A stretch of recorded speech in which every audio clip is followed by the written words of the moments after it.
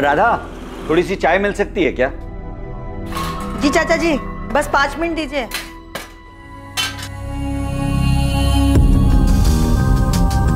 संतोष, जरा फोन तो लगाना, सीमा कहाँ पहुंची? ये देखता हूँ। माँ को ऐसा लगता है जो सीमा दीदी बोलेंगी वो मैं मान लूंगी। मैं बच्ची नहीं हूँ सुमन, मुझे अपने सही गलत की पहचान है। लेकिन नम्रता, तुम्हारे मम्मी पापा, मेरी मम्मी और बाकी सब लोगों की तरह वही मानेंगे जो सीमा बुआ कहेंगी। आने दो, देखते हैं क्या बोलती हैं।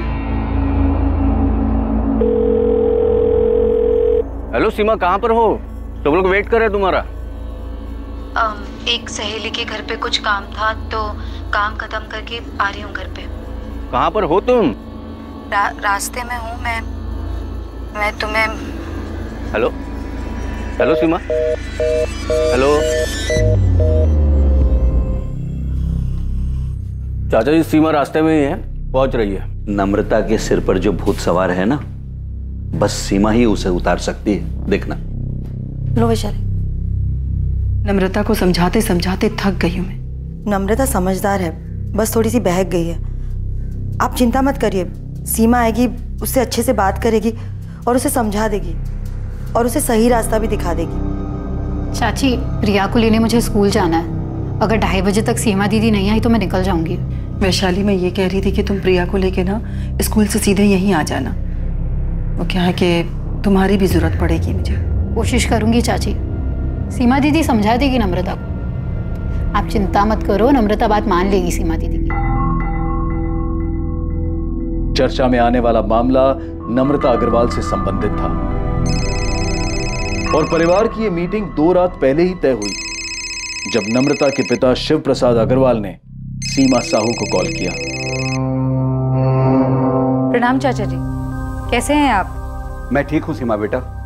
परसों मैं और तुम्हारी चाची यहाँ बल्लीपुर से नम्रता को लेकर भोपाल आ रहे हैं। तुम टाइम निकाल कर रखना बेटा। चाचा जी, आप नम्रता को फोन दीजिए, मैं फोन पर बात करती हूँ उससे। ना बेटा, नम्रता थोड़ी अड़ियल हो गई है, तुम सामने बैठकर ही उसे समझाना। ठीक है चाचा जी, आप लोग आ जाइए।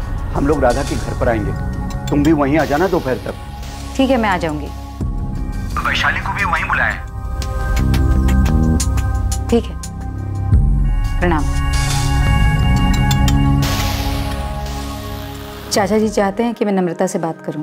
हाँ, तुम बात कर लो सीमा, लेकिन मेरे ख्याल से उनके फैमिली मैटर में ज्यादा दखल मत देना तुम। उनका फैमिली मैटर, फैमिली तो एक ही है ना यशवंत। अरे वो कजिन है मेरी, चाचा जी की बेटी है। लेकिन दूसरों के मामले में सलाह देने की एक हद होती है। सलाह दखलंदाजी ना बन जाए, उसका ख्याल रखना चाहिए। ठीक है, मैं बात करूंगी नम्रता से, वो मेरी बात जरूर सुनेगी।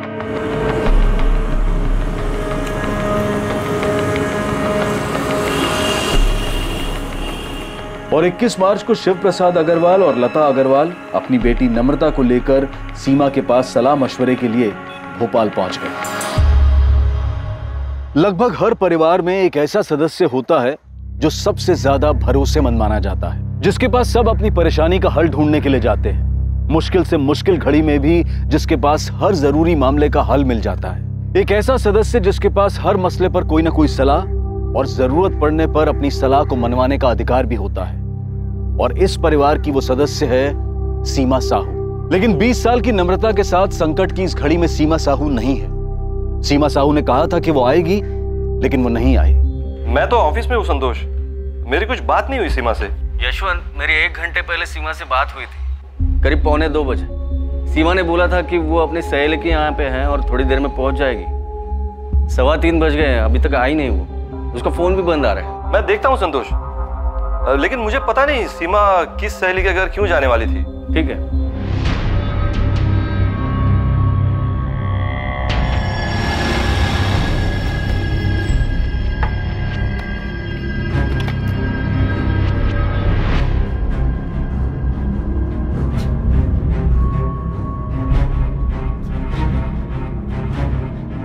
हाँ राजेश, बेटा मम्मी घर पर है क्या? नहीं पापा, यहाँ पर तो ताला लगा हुआ है। और अगर मम्मी राधा मामी के घर जाने वाली थी तो अभी घर वापस क्यों आती? जरा पड़ोस में पूछो, मम्मी कहीं किसी के घर कुछ काम से तो नहीं गई? ठीक है, मैं पूछता हूँ। सीमा कभी ऐसा तो करेगी नहीं। फोन तो अब भी बंद ही आ रहा है चाचा जी। संतोष, सीमा ने कुछ बताया था कि वो किस सहेली के यहाँ गई है?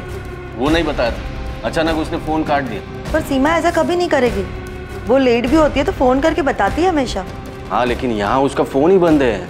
संतोष, फिर से ट्राई करो, हो सकता है उसके फोन की बैटरी गई हो और वो फोन चार्ज कर रही हो।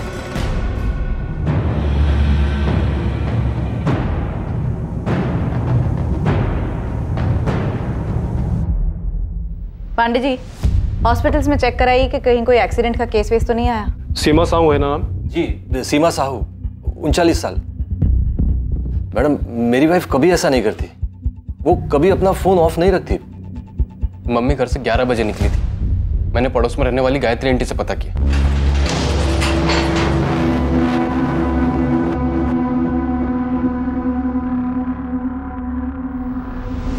हॉस्पिटल्स में पता करते हैं।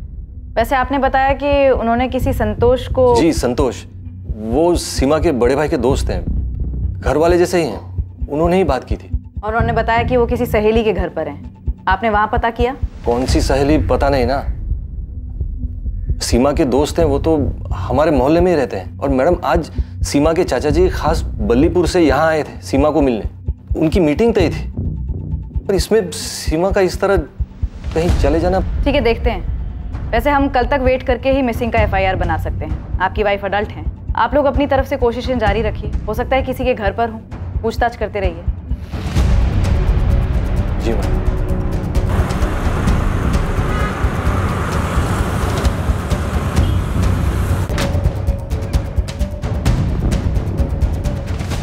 क्या कहा पुलिस ने? अभी तक 3 हॉस्पिटल में चेक कर लिया, कहीं कोई एक्सीडेंट का केस नहीं आया। चाचा जी, मैंने बहुत जगह पूछा, कहीं कोई रिक्शा विक्शा के एक्सीडेंट की खबर नहीं है। तो कहाँ गई होगी सीमा?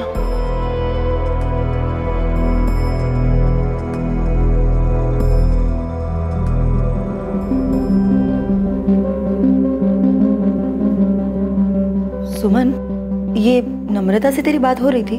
हाँ, बातें तो हो ही रही थी, लेकिन तुम ऐसे क्यों पूछ रही हो जैसे मुझे कुछ पता है कि सीमा बुआ कहाँ गई हैं? बेटा, मुझे लगता है नम्रता है ना, ये यहाँ अपने मन से नहीं आई थी सीमा से बात करने। चाचा चाची इसे जबरदस्ती लेकर आए हैं। अम्मा, तुम खुद नम्रता से क्यों नहीं पूछ लेती? उसे पता होगा कि सीमा बुआ यहाँ क्यों नहीं आई। लो देख लो, सीमा दीदी मुझे एडवाइस देने वाली थी, बात करने वाली थी, समझाने वाली थी, अब खुद ही रफू चक्कर हो गई।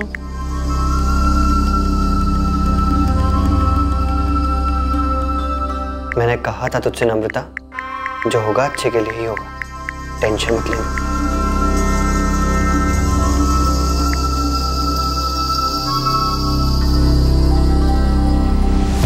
क्या कोई ऐसी बात है जिसकी वजह से वो अपने आप कहीं चली गई? ये क्या बात कर रहे हैं सर? सीमा अपने आप क्यों जाएगी? हाँ सर, सीमा दीदी अपने आप क्यों जाएगी? उनका परिवार है, पति है, बेटा है, हम सब हैं। सीमा हमारे परिवार की मुखिया जैसी है, सब सलाह लेते हैं उससे। वैशाली, ये जो आपकी कजन है नम्रता, इसका क्या माजरा? उससे क्या बात करनी थी? सीमा को क्या समझाना था उसे? फैमिली मैटर था। तो फिर जाइए और जाकर अपना फैमिली मैटर सॉल्व करिए। जब तक आप हमें पूरी बात नहीं बताएंगे, हम उसे ढूंढेंगे कैसे? सर, नम्रता के गांव बल्लीपुर में एक लड़का है, हिमांशु कनौजिया। नम्रता उससे शादी करना चाहती है।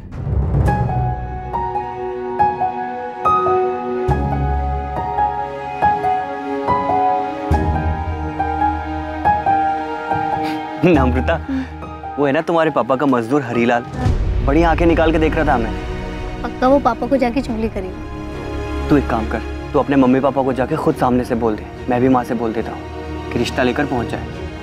हाँ ठीक है, मैं बोल देती हूँ कि मैं हिमांशु कनौजिया से प्यार करती हूँ। जैसे ये बात सुनकर तो मम्मी पापा खुशी से नाचने लगेंगे ना। अब नाचे या फिर तांडव करे, बताना तो पड़ेगा ना मेरी जान। पापा, मैं हिमांशु से शादी करूँ, आप चाहे हाँ कहें या ना। हमारी नाक कटवाएगी तो? नम्रता, इस पूरे जिले में हिमांशु कनौजिया ही मिला तुझे? हाँ, ऐसा कौन सा पहाड़ टूट गया माँ? हिमांशु काम करता है, मेहनत करता है, दिक्कत क्या है? वो हमसे थोड़ा नीचा है, यही दिक्कत है ना। मुझे इससे कोई दिक्कत नहीं। हम कहीं के नहीं रहेंगे बेटा, अगर तू उसके साथ ऐसी हरकत करेगी तो। सर नम्रता तो एक टांग पर खड़ी थी कि अगर खुशी खुशी उसकी शादी हिमांशु से नहीं करवाई गई ना तो हिमांशु के साथ भाग जाएगी। सर इसीलिए तो सीमा के चाचा जी नम्रता को यहाँ लेकर आए थे ताकि सीमा नम्रता से बात कर सके, उसको समझा सके। सर सीमा हमारी बड़ी बहन है, सब उनकी बात मानते हैं। वो दोपहर को 1:30 बजे हमारे भाभी राधा के घर आने वाली थी, जहाँ चाचा जी, चाची जी और नम्रता आए हुए थे। लेकिन ये कौन सी सहेली थी जहाँ आपकी पत्नी सीमा गई थी? यही नहीं पता ना सर, पता नहीं सर। चाचा जी बलीपुर से खास सीमा से मिलने यहाँ आए थे। 1:30 बजे मीटिंग तय हुई थी और ऐसे में सीमा कहीं और चली जाए, किसी से मिलने, पता नहीं सर, कुछ समझ में नहीं आ रहा सर। और ये संतोष कौन है जिसने सीमा से फोन पे बात की थी? संतोष हमारे बड़े भाई शंकर भैया के अच्छे दोस्त हैं। शंकर भैया अब नहीं रहे, संतोष परिवार जैसे हैं हमारे लिए। सीमा ने संतोष से कहा कि वो अपनी एक सहेली के यहाँ गई थी। झूठ बोलेगी? सर झूठ क्यों बोलेगी सीमा? किस लिए?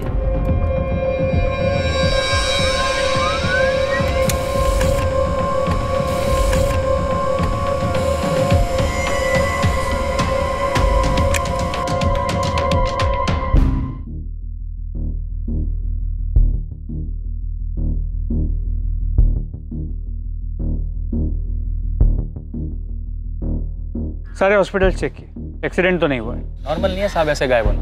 ये पक्का आप जो नम्रता बोल रहे हैं उसके कनेक्शन से कुछ हुआ होगा, क्योंकि घर की एक जिम्मेदार औरत जिस पे पूरे परिवार वाले अपने अहम फैसले लेने के लिए निर्भर करते हो, वो खुद से तो गायब नहीं हो सकती। नम्रता वाला एंगल हम चेक करेंगे। वहाँ बल्लीपुर में उसके बॉयफ्रेंड हिमांशु कन्नौजिया से भी बात करेंगे। ठीक है साहब, मैं पता करता हूँ। आप केवल सीमा के फोन के लास्ट लोकेशन मिल जाए तो मुझे इन्फॉर्म कर देना, उस एरिया में ढूंढने में आसानी होगी। कमाल कर रही हैं आप विशाली दीदी। और चाचा जी को भोपाल बुलाकर यहाँ सीमा दीदी बल्लीपुर क्यों आएगी? और अगर हमारे घर यहाँ आना होता उन्हें तो क्या बता के नहीं आएगी? मुकेश 3 दिन हो गए, सीमा दीदी का कुछ पता नहीं चल रहा। ऐसे कहाँ चली गई वो? ये पक्का हिमांशु और नम्रता का किया कराया है। चाचा जी भी अजीब है, अगर नम्रता का ऐसा कुछ चल भी रहा था तो यहाँ आके हमसे बात नहीं की है, वहाँ सीधा भोपाल पहुँच गए। मुकेश अभी ये सब बात करने का टाइम नहीं है। दीदी गायब है, पहले उन्हें ढूंढना है। क्या हुआ, कुछ पता चला मुकेश? नहीं, बस सीमा दीदी का फोन अभी बंद आ रहा है। तंग आ गई होगी, हर किसी का प्रॉब्लम सुलझाते सुलझाते। तंग आ भी गई होगी तो क्या जीजा जी और राजेश को छोड़ के चली जाएंगी? बोलो। देखो अब कहाँ मिलती हैं, कहीं तो गई होगी। असलम कुछ नाश्ता बनाऊं? नहीं रहने दो, आज काम कुछ ज्यादा है। मेरी कोई जरूरत हो तो फोन कर लेना। ठीक है, मैं जीजा जी से मिलाती हूँ, परेशान होंगे वो। ठीक है, मिला। मैं निकलता हूँ।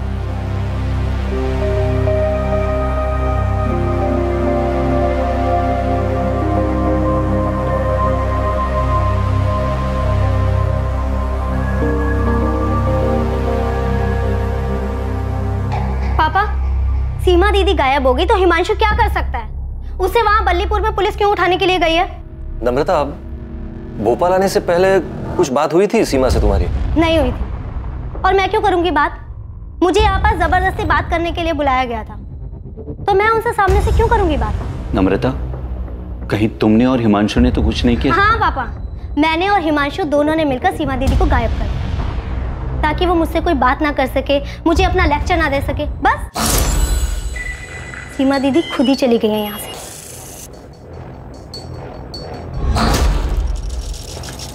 सर, सीमा साहू का फोन 21 मार्च को हाथी चौक एरिया में स्विच ऑफ हुआ। टाइम 1:49। कितने बजे के करीब ही संतोष ठाकुर की सीमा से फोन पर बात हुई? हेलो सीमा, कहाँ पर हो? सब लोग वेट कर रहे हैं तुम्हारा। हाँ सर, संतोष से बात की मैंने। उसने बताया कि सीमा ने अचानक फोन काट दिया। उसने कहा था कि वो अपने किसी सहेली के यहाँ पे है। मैंने पूछा कितना टाइम लगेगा, तो सीमा बोल ही रही थी कि उसका फोन कट गया। आप खुद ही सुन लीजिए। हेलो सीमा, कहाँ पर हो? सब लोग वेट कर रहे हैं तुम्हारा। एक सहेली के घर पे कुछ काम था, तो काम खत्म करके आ रही हूँ घर पे। कहाँ पर हो तुम? रास्ते में हूँ मैं तुम्हें। हेलो हेलो सीमा, तुमने ये बातचीत रिकॉर्ड क्यों की? वो मेरा कॉल रिकॉर्डिंग हमेशा ऑन रहता है। संतोष से बातचीत के दौरान फोन कट हुआ और फिर स्विच ऑफ हुआ। लेकिन सर 21 मार्च को सिर्फ एक और ऐसा नंबर है जिससे सीमा के नंबर पर कॉल आया था। किसका नंबर है? असलम शेख का। हेलो, हाँ जी, वो सीमा दीदी हमारी पत्नी वैशाली की बड़ी बहन है। तुमने 21 मार्च की सुबह सीमा से बात की जिस दिन वो लापता हुई? जी बात की थी हमने। तुम्हें सीमा के कहीं जाने या गायब होने की जानकारी है? उस दिन सीमा दीदी एक ही बात को लेकर बहुत परेशान थी। उनकी चचेरी बहन है नम्रता, उससे बात करके उनको कुछ समझाना था। हमारी पत्नी वैशाली ने हमसे फोन करके कहा था हम बात कर लें दीदी से, इसीलिए हमारी बात हुई थी सुबह 8 बजे। और कॉल रिकॉर्ड के हिसाब से भी असलम का फोन 8 बजे का ही। इस सीमा साहू के बारे में और पता करो, पूरा परिवार से सलाह लेते, तो मतलब काफी समझदार और मैच्योर किस्म की लेडी, ऐसे तो कहीं नहीं जा सकती। कॉल रिकॉर्ड्स निकलाओ और देखो कि और किस किस से बात होती रही है। सीमा अपनी भाभी के घर जाने के लिए अपने घर से निकली थी। वो नम्रता और हिमांशु कनौजिया के रिश्ते के बारे में बात करने के लिए जा रही थी। पूरे 4 दिन बीत चुके थे, लेकिन सीमा अब तक नहीं पहुंची थी। क्या सीमा का गायब होना सीमा को नम्रता और हिमांशु के रिश्ते में कोई भूमिका निभाने से रोकने की एक सोची समझी साजिश थी? हाँ सर, भोपाल जाने से पहले मेरी और नम्रता की बात हुई थी कि कैसे सीमा दीदी को समझाए कि वो नम्रता को ज्यादा ज्ञान ना बांटे, उल्टा उसके मम्मी पापा को समझाए। हम कुछ गलत नहीं कर रहे थे सर, उससे शादी करनी है हमको। तो देखा कि सीमा साहू को समझाना मुश्किल होगा, इसीलिए तुमने और नम्रता ने गलत रास्ता अपनाया। सीमा दीदी कुछ ज्यादा ही दखल अंदाजी करती हैं सबके लाइफ में, बड़ा जज समझती हैं अपने आप को। तू वैशाली दी से बात कर ले। मैंने वैशाली दीदी से भी बात की थी। अब तो मुझे सपोर्ट करो वैशाली दीदी, क्या सब कुछ सीमा दीदी के हुक्म से ही चलेगा? नम्रता, मैं कुछ भी बोलूं पर तुम्हारे पापा सिर्फ सीमा दीदी की बात सुनेंगे। भोपाल आ रहे हैं सीमा दीदी से मिलने, तो बस समझ लो कि सीमा दीदी तुम्हें ही समझाने वाली कि तुम गलत कर रही हो। कोई कुछ भी कहे, शादी तो मैं हिमांशु से ही करने वाली हूँ, फिर चाहे वो सीमा दीदी हो या कोई और। बाहर में गई सीमा दीदी, चलो भाग चलते। नम्रता, मैं माँ को अकेले से छोड़कर नहीं जा सकता। तुम एक बार सीमा दी से बात कर लो, क्या पता जज साहिबा हमारे पक्ष में ही फैसला सुना दे। ऐसा हो ही नहीं सकता, मैं जानती हूँ उनको अच्छे से। फैमिली में अपना पावर दिखाना अच्छा लगता है उनको। गलत तब होता सर जब मैं नम्रता को भगा कर ले जाता, लेकिन मैं ऐसा नहीं करता क्योंकि बाद में बल्लीपुर में तकलीफ मेरी माँ झेलती। मैं शादी करना चाहता था सर, लेकिन आप जिस तरह से सवाल कर रहे हैं ऐसा लगता है जैसे मैंने कुछ किया है। तो मैं इतना बेवकूफ़ नहीं हूँ सर कि सीमा दीदी के साथ कुछ करता। तो नम्रता ने खुद से कुछ किया है? सर, उनके पूरे परिवार में सीमा दीदी का ही हुक्म चलता है। सब अपने छोटे बड़े मसले लेकर उनकी चौखट पर पहुंच जाते हैं। सारे फैसले सीमा दीदी ही करती है। अब किसी को ठेस पहुंची होगी सर उनके फैसले से। सर, मेरी और नम्रता की शादी की बात निकले अभी 1 महीना भी नहीं हुआ है। आपको लगता है कि हमने उनका मर्डर? हमने तो मर्डर की बात भी नहीं। लेकिन सर, आप ही ने कहा है कि सीमा दीदी को कुछ किया, तो कोई क्या करेगा सर? अगवा करके कोई ऐसे ही रखेगा क्या? तो मर्डर हुआ है उसका? अरे सर, आप तो मुझे ही चक्कर में फंसा रहे हैं सर। मैंने तो बस ऐसे ही कहा है। आज 4 दिन हो गए सर, कोई ऐसे ही थोड़ी चला जाता है। सीमा साहू का ऐसे अचानक गायब होना हर किसी की समझ से परे था। सीमा के चाचा शिव प्रसाद और चाची लता खुद को इस घटना के लिए जिम्मेदार मान रहे थे। कहीं सबके पीछे की वजह यह तो नहीं थी कि वो सीमा से अपनी बेटी के लिए सलाह मशवरा करना चाहते थे। परिवार के सभी लोग सीमा को अपनी शक्ति का स्रोत और सबसे विश्वसनीय मानते थे, लेकिन अब किसी को समझ में नहीं आ रहा था कि सीमा कहां चली गई और उसके साथ क्या हुआ।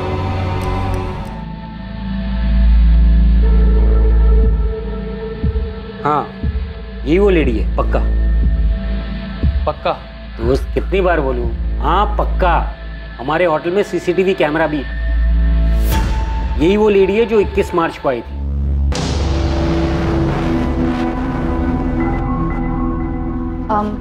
Room number 201, Mukhtar Syed.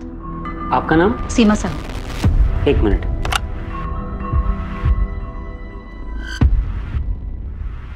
मुख्तार सैयद, ये कौन है?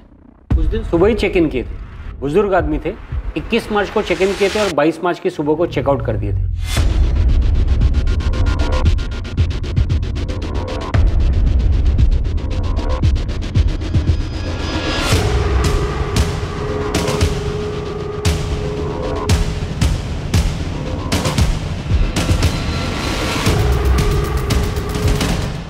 तो तो ये सीमा साहू रूम नंबर 201 में मुख्तार सैयद से मिलने गई थी। हाँ, मैंने मुख्तार जी से बात की थी और फिर इस लेडी को उनके कमरे में भेजा था।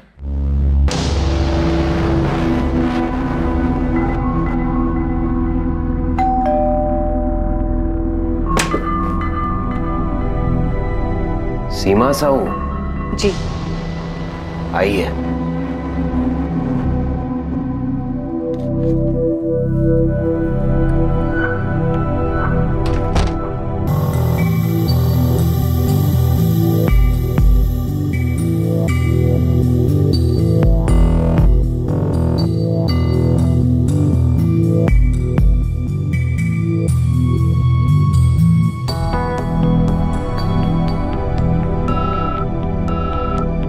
ये रेड साइन होटल हाथी चौक पर है मैडम, जहां आपने कहा था कि सीमा साहू का फोन स्विच ऑफ हुआ है। लेकिन सीमा ये मुख्तार सैयद से मिलने क्यों गई थी? कौन है ये मुख्तार सैयद?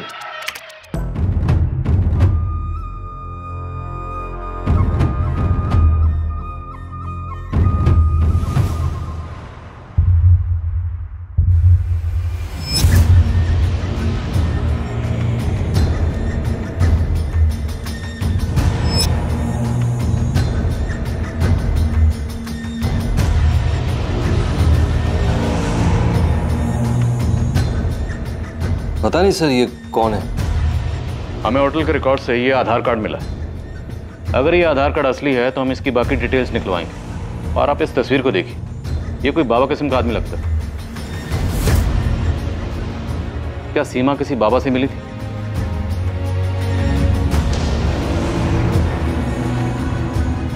ये जो बुरी ताकतें हैं सीमा, हमें उन पर काबू पाना है।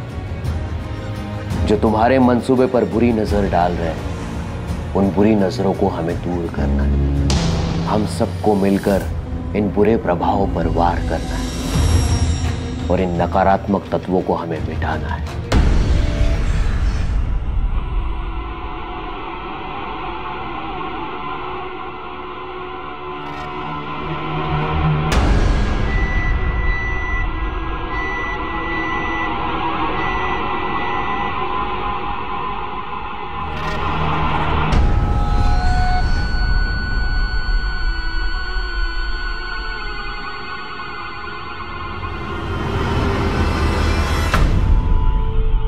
क्या इससे वो सारी बुरी शक्तियां खत्म हो जाएंगी जो आसपास मंडरा रही हैं?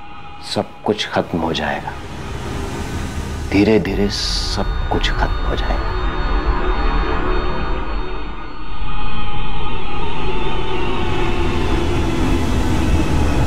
सारा बाबा बाबा की बातें कर रहे हैं, लेकिन सीमा ने कभी इन बातों पर विश्वास नहीं किया। सर, ये मुख्तार सैयद है कौन? राजेश, सब कुछ तुम्हारे सामने है। तुम्हारी माँ कहाँ गई थी, किससे मिलने गई थी? सर, जो आप आदमी दिखा रहे थे मुख्तार सैयद, सर ये तो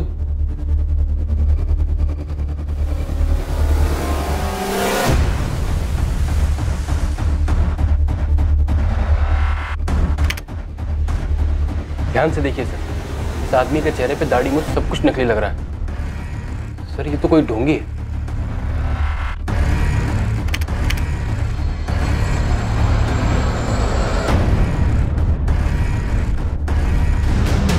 सही कह रहे हो राजेश, इसकी दाढ़ी मूंछ नकली लग रही है। पर इस तरह के आदमी से मिलने के लिए तुम्हारी माँ क्यों गई होगी?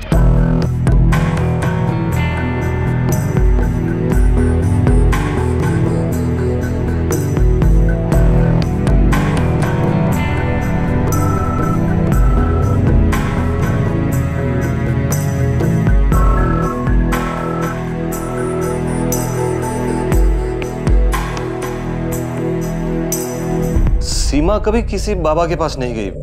वो सिर्फ गुरु प्रमोद जी की प्रवचन सभा में जाती थी, वो भी हफ्ते में एक बार। मनुष्य को सब कुछ समय पर ही छोड़ देना चाहिए। समय आने पर सभी काम अपने आप होने लगते हैं। प्रकृति का चक्र भी समय के अनुसार ही चलता है। वैशाली, तुम्हारी बहन मुख्तार सैयद से क्यों मिली होगी? मुझे नहीं पता। मैं तो ये भी नहीं जानती कि ये कौन है और दीदी उस दिन वहां क्यों गई, जबकि उस दिन दीदी को नम्रता के मुद्दे को सुलझाना था। तुम्हें किसी पे शक? हम गुरु प्रमोद जी से तो बात करेंगे ही, पर क्या कोई ऐसा है जिस पर आपको शक हो? क्योंकि आपकी पत्नी सीमा को देखकर ऐसा लग रहा है जैसे कुछ ठीक नहीं है। ये देखिए।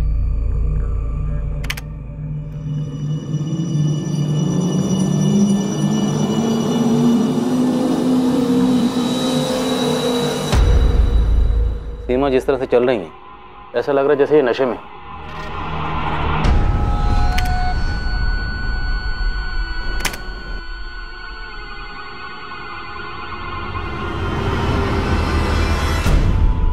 हाँ सर, लग तो रहा है कि नशे में। ऐसा लगता है जैसे इन्हें कुछ दिया गया।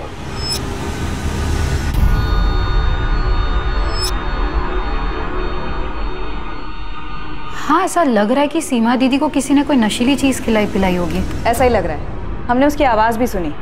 संतोष ने उसके साथ हुए कॉल को रिकॉर्ड कर लिया था। एक सहेली के घर पे कुछ काम था तो काम खत्म करके आ रही हूँ घर पे। कहाँ पर हो तुम? रास्ते में हूँ मैं तुम्हें। हेलो हेलो सीमा।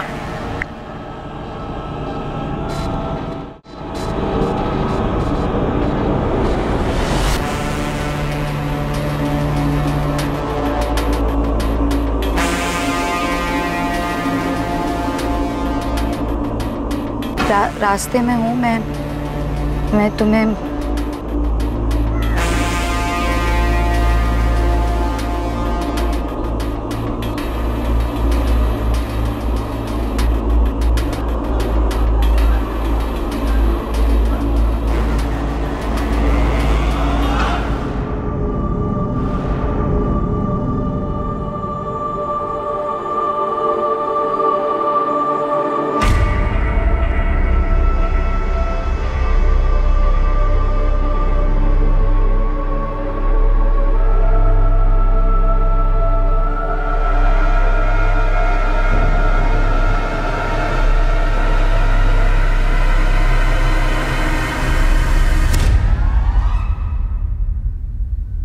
जीजा जी, ये संतोष ने कुछ किया है।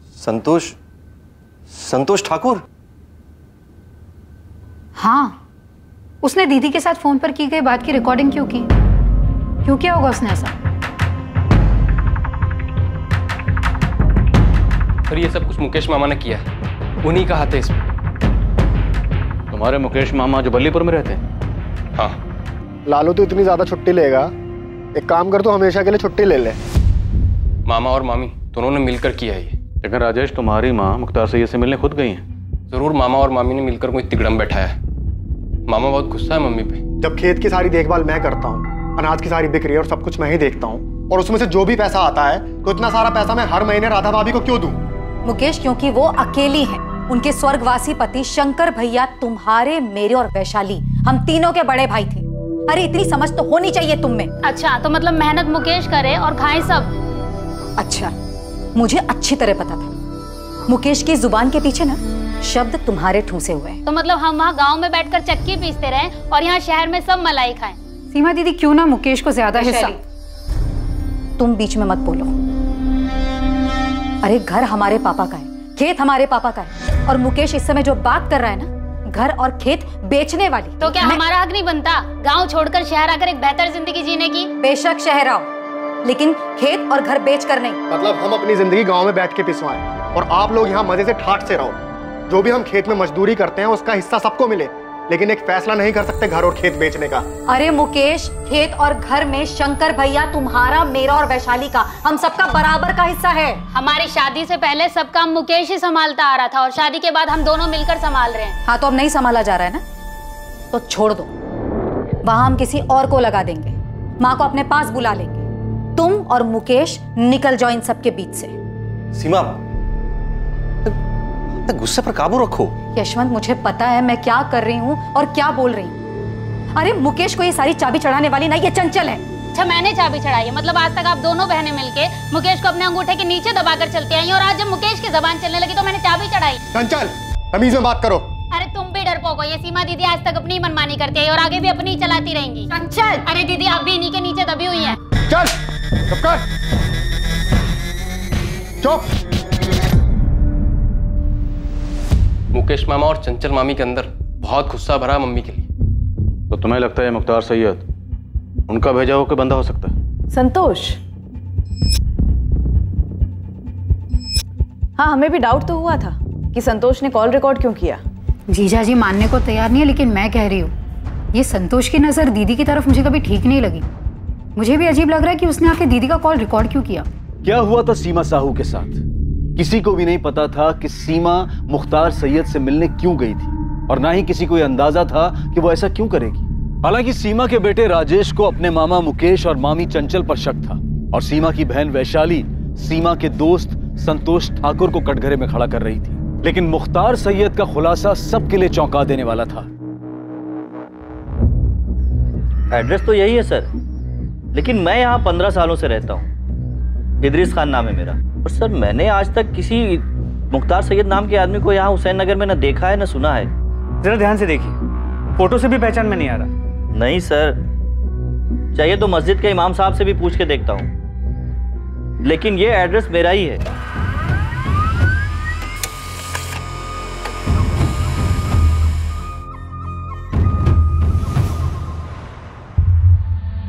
सर ये आधार कार्ड फर्जी है।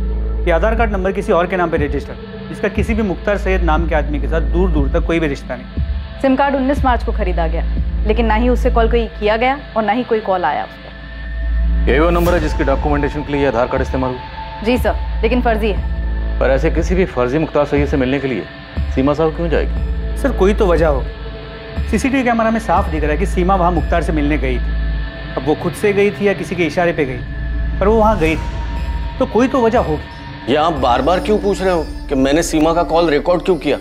क्योंकि सीमा के फोन पर आखिरी कॉल तुमने किया था 21 मार्च 1:45 और ये महज इत्तेफाक नहीं है कि सीमा गायब है, वो नशे में लग रही है और तुमने कॉल रिकॉर्ड किया। क्यों?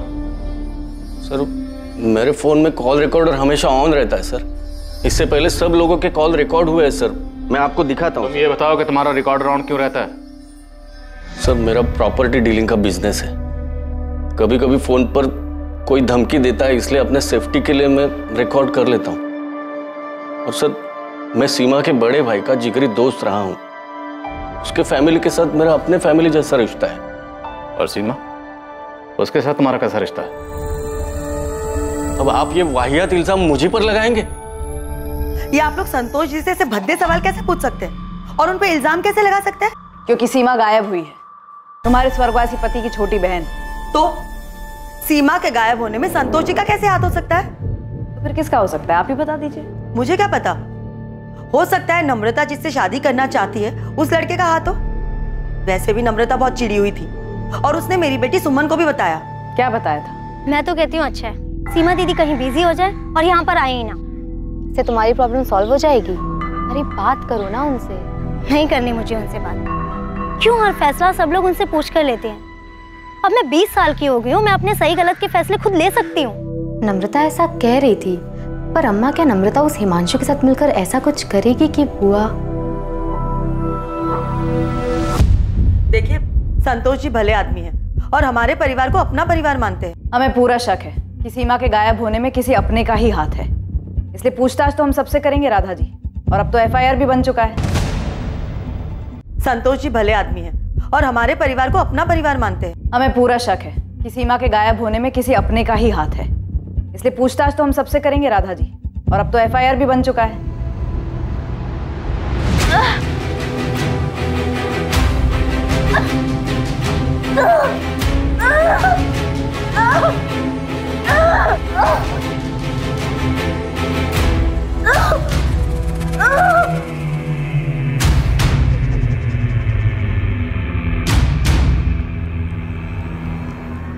मैं क्यों अपनी दीदी के साथ कुछ करूंगा? तूने जो कुछ भी किया है उसकी वजह है तेरे पास मुकेश। अरे आप लोग क्या बात कर रहे हैं? मुकेश तो अपनी दीदी के सामने भीगी बिल्ली बनकर रहता है। और तुम सबसे आंख मिला के बात करती हो। हाँ करती हूँ, और आपसे भी करूंगी अगर आप लोग हम पर गलत आरोप लगाएंगे तो। पर मेरी बेटी कहाँ है? कहाँ चली गई वो? माँ जी पिछले 7 दिनों से हम भी उसे ढूंढने की कोशिश कर रहे हैं, लेकिन अब तक हम उसे ढूंढ नहीं पाए, और इसी सिलसिले में मुकेश और चंचल को पूछताछ के लिए ले जा रहे हैं। लेकिन सर 21 मार्च को मैं यहीं गाँव में था। और आपके पास सबूत क्या है कि मुकेश ने यहाँ गाँव में बैठकर कुछ कराया हो? सबूत तो फिलहाल हमारे पास तुम्हारे खिलाफ भी नहीं है, इसीलिए पूछताछ बोल रहा हूँ। अगर सबूत होता तो इतने प्यार से बात नहीं करता। आपको पक्का हमारा नाम यशवंत जीजा जी ने दिया होगा। दिया जिसने भी हो, वजह तुम्हारे पास थी मुकेश। वजह किसके पास नहीं है सर, सभी तो सीमा दीदी के थाक से थक चुके थे, खुद यशवंत जीजा जी भी। ये नहीं बताया उन्होंने? सीमा साहू की थाक से? तुम्हारी ये बड़ी बहन क्या कोई गैंग लीडर थी? गैंग लीडर का तो पता नहीं सर, लेकिन हम सब भाई बहन, उनका पति, उनका बेटा राजेश, सब पर उनकी धाक थी। घर में सबसे बड़ी थी वो, इसलिए पापा जी ने सारी कमान उनके हाथ में दे दी। सब पर राज चलाती थी वो। ये क्यों नहीं बताया यशवंत जीजा जी ने आपको? सीमा, कभी कभी तुम्हारा दूसरों की जिंदगी पर हावी होना दखल अंदाजी की हद तक चला जाता। यशवंत, अगर मैं फैसले लेना बंद कर देती हूँ तो सबकी जिंदगी बिखर गई होती अब तक। ये तुम्हारी गलतफहमी है सीमा। दूसरों के बारे में फिक्र करना अच्छी बात है। लोग जब तुम्हारे पास सलाह मशवरा करने आते हैं वो अलग बात है, लेकिन जब तुम दूसरों की जिंदगी में सही गलत के फैसले लेने बैठ जाती हो ना, वो गलत है। यशवंत, जो इंसान फैसला लेता है उसे सही गलत का पता नहीं होता। वो बस एक फैसला लेता है और उस एक फैसले को सही बनाने की कोशिश करता है, उसे सही दिशा देता है। मैं भी बस वही कर रही हूं। सीमा, हर एक का नजरिया तुम्हारे जैसा नहीं होता। तुम्हारा फैसला किसी के लिए गलत भी हो सकता है, और अगर कभी किसी को तुम्हारा फैसला ज्यादा गलत लग गया ना, तो वो कुछ बहुत गलत कर सकता है। और सिर्फ जीजा जी ही क्यों, उनका बेटा राजेश, वो भी चिढ़ता है अपनी माँ से। मम्मी, मैं 18 साल का हो चुका हूँ। मेरे फोन में और मेरा बैग में ताक झाक करना बंद करो। मुझसे इस तरह से बात करने की हिम्मत कैसे हुई तेरी? तो क्या करूं मम्मी? मैं दूसरों की तरह तुम्हें अपनी जिंदगी के फैसले नहीं लेने दे सकता। सॉरी, ये मेरी जिंदगी और इसे मैं अपने हिसाब से जीना चाहता हूँ। प्लीज मुझे जीने दो। वैशाली, अब तू मुकेश की तरफदारी करना बंद कर और अपना घर संभाल, ठीक है? तुम समझती क्या हो अपने आप को दीदी? किसी भी बात पे मुझे ही ताना मारोगी? वैशाली, तुम्हें सही गलत की परख नहीं है। हाँ हाँ, भगवान ने हमारे हिस्से की भी सही गलत की समझ तुम्हें ही दी है। तुम जीजा जी को तो कुछ बोलने देती हो नहीं, और यहाँ मुझे लेक्चर देती हो कि मैं अपना घर संभालूं। सीमा, मुझे चेक मिला, लेकिन हर महीने तुम जितना भेजती हो उससे ज्यादा है इस बार। हाँ भाभी। अच्छा, सुमन को जो एक्स्ट्रा क्लासेस ज्वाइन करनी थी ना उसके कोर्स के लिए, उसे ज्वाइन करने दीजिए। हमारी सुमन पढ़ाई में बहुत अच्छी है भाभी, और शंकर भैया भी तो चाहते थे ना उसे खूब पढ़ाना। सीमा, कितना ख्याल रखती हो तुम हमारा। हमारी हर छोटी से छोटी बात तुम्हें याद है। और सिर्फ मैं नहीं, आप भी हर छोटी से छोटी चीजों का ध्यान रखती हैं, और सिर्फ मेरी नहीं, पूरे परिवार की। फिर मेरा भी तो इतना फर्ज बनता है ना। इतना प्यार दिया ना तुमने कि मुझे कभी उनकी कमी का। भाभी, आप हमारे ही परिवार का हिस्सा हैं। और सर लिख के ले लो, सिर्फ राधा भाभी हैं जो सीमा दीदी के गुणगान गाएंगी, क्योंकि जब उन्हें पैसे मिलते हैं तो वो आंख भी मूंद लेती है। किससे आंख मूंद लेती है राधा? वही जो चल रहा है सीमा दीदी और संतोष भैया के बीच।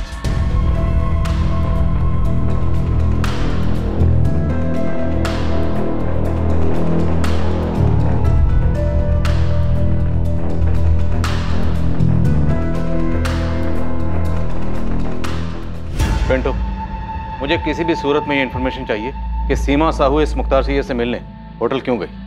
ठीक है साहब, मैं पता करता हूँ, लेकिन आप एक बार असलम शेख से भी पूछताछ करो साहब।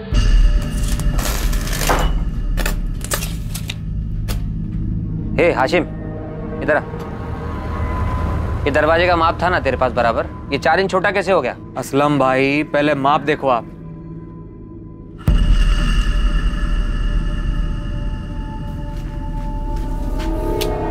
ये शमशेर ने यही माप दिया था। ए हाशिम, क्या कुछ भी? मुझ पे क्यों इल्जाम लगा रहा है? क्या है शमशेर ये? तूने माप ही गलत लिया है। बताओ। तो इस असलम शेख का नाम कहीं इसलिए तो नहीं ले रहा क्योंकि असलम शेख भी मुसलमान है और ये मुख्तार सैयद भी? नहीं साहब, क्या आप भी धर्म की बात को बीच में लेके आ रहे हैं? मैंने असलम शेख का नाम इसलिए लिया है क्योंकि वैशाली उसकी दूसरी बीवी है, एक चिढ़ खाई हुई पहली बीवी है फौजिया। ए हाशिम, क्या कुछ भी? मुझ पे क्यों इल्जाम लगा रहा है? क्या है शमशेर ये? तूने माप ही गलत लिया है। बताओ।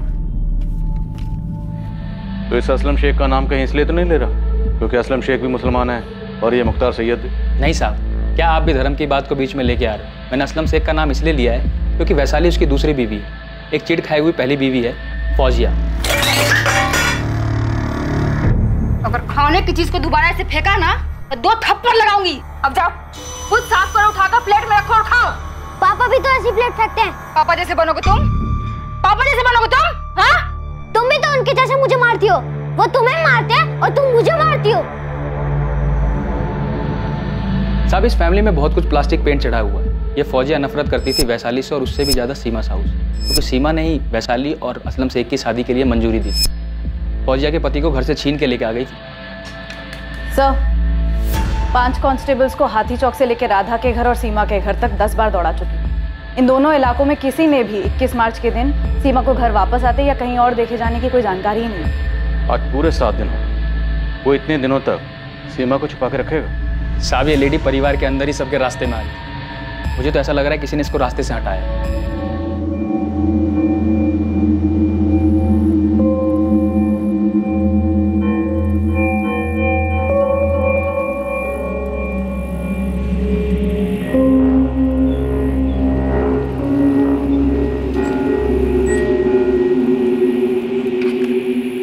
तुम्हें पता है, मुकेश भैया और चंचल भाभी को पुलिस पकड़ के ले गई। हाँ, और वहाँ भोपाल में भी काफी हलचल है। तेरे मम्मी पापा क्या बोल रहे हैं? पूछ रहे हैं मुझसे बार बार कि कैसे मैंने सीमा दीदी को गायब कर दिया, जैसे मैंने कोई झाड़ फूक करके उनको अपने वश में कर लिया।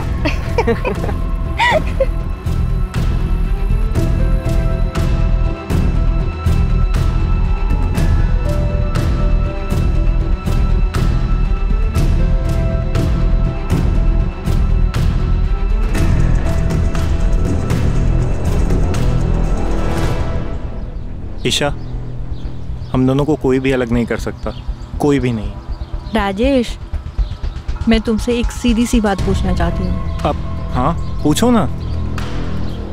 तुमने अपनी माँ के साथ क्या किया?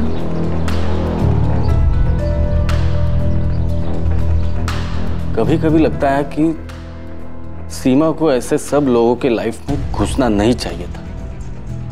संतोष जी, आपको वो कॉल रिकॉर्डिंग डिलीट कर देनी चाहिए।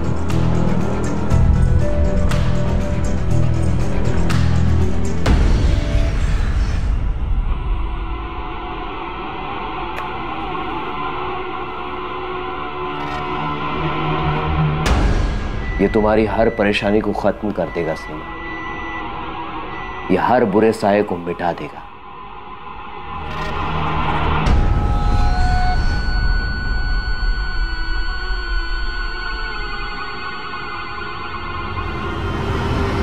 हमें सबसे अलग अलग पूछताछ करनी होगी सर। सबको कोई ना कोई शिकवा रहा है इस सीमा साहू से।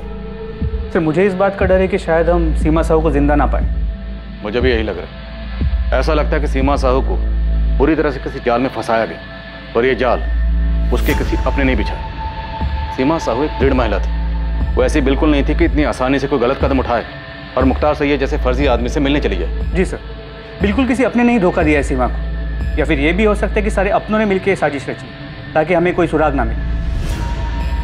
वाह मुकेश, पुलिस की गाड़ी में तो तुम्हारे तेवर ही कुछ अलग थे। तुमने तो सारा चिट्ठा ही खोल दिया सबका। तुम्हें लगता है पुलिस हमारा भरोसा करेगी? यही तो प्रॉब्लम है ना तुम्हारे साथ। सीमा दीदी ने ना तुम्हें खुद पर ही भरोसा ना करने लायक बनाकर छोड़ा। अरे कॉन्फिडेंस दिखाओ, थोड़ा कॉन्फिडेंस।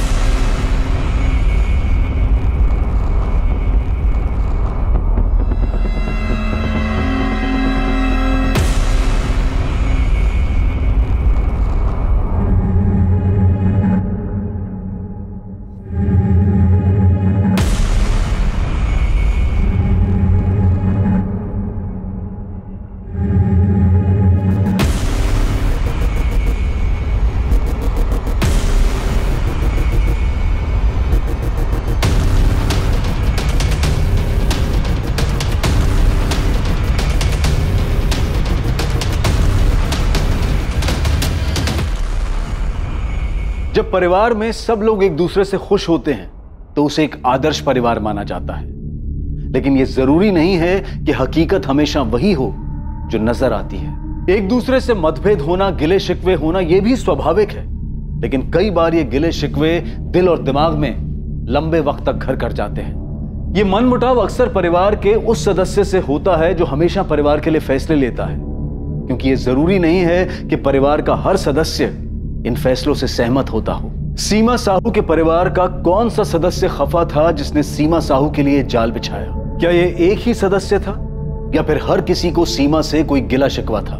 इस वारदात के दोषी या दोषियों का खुलासा हम करेंगे कल रात 11 बजे इस केस के दूसरे और आखिरी भाग में। जय हिंद।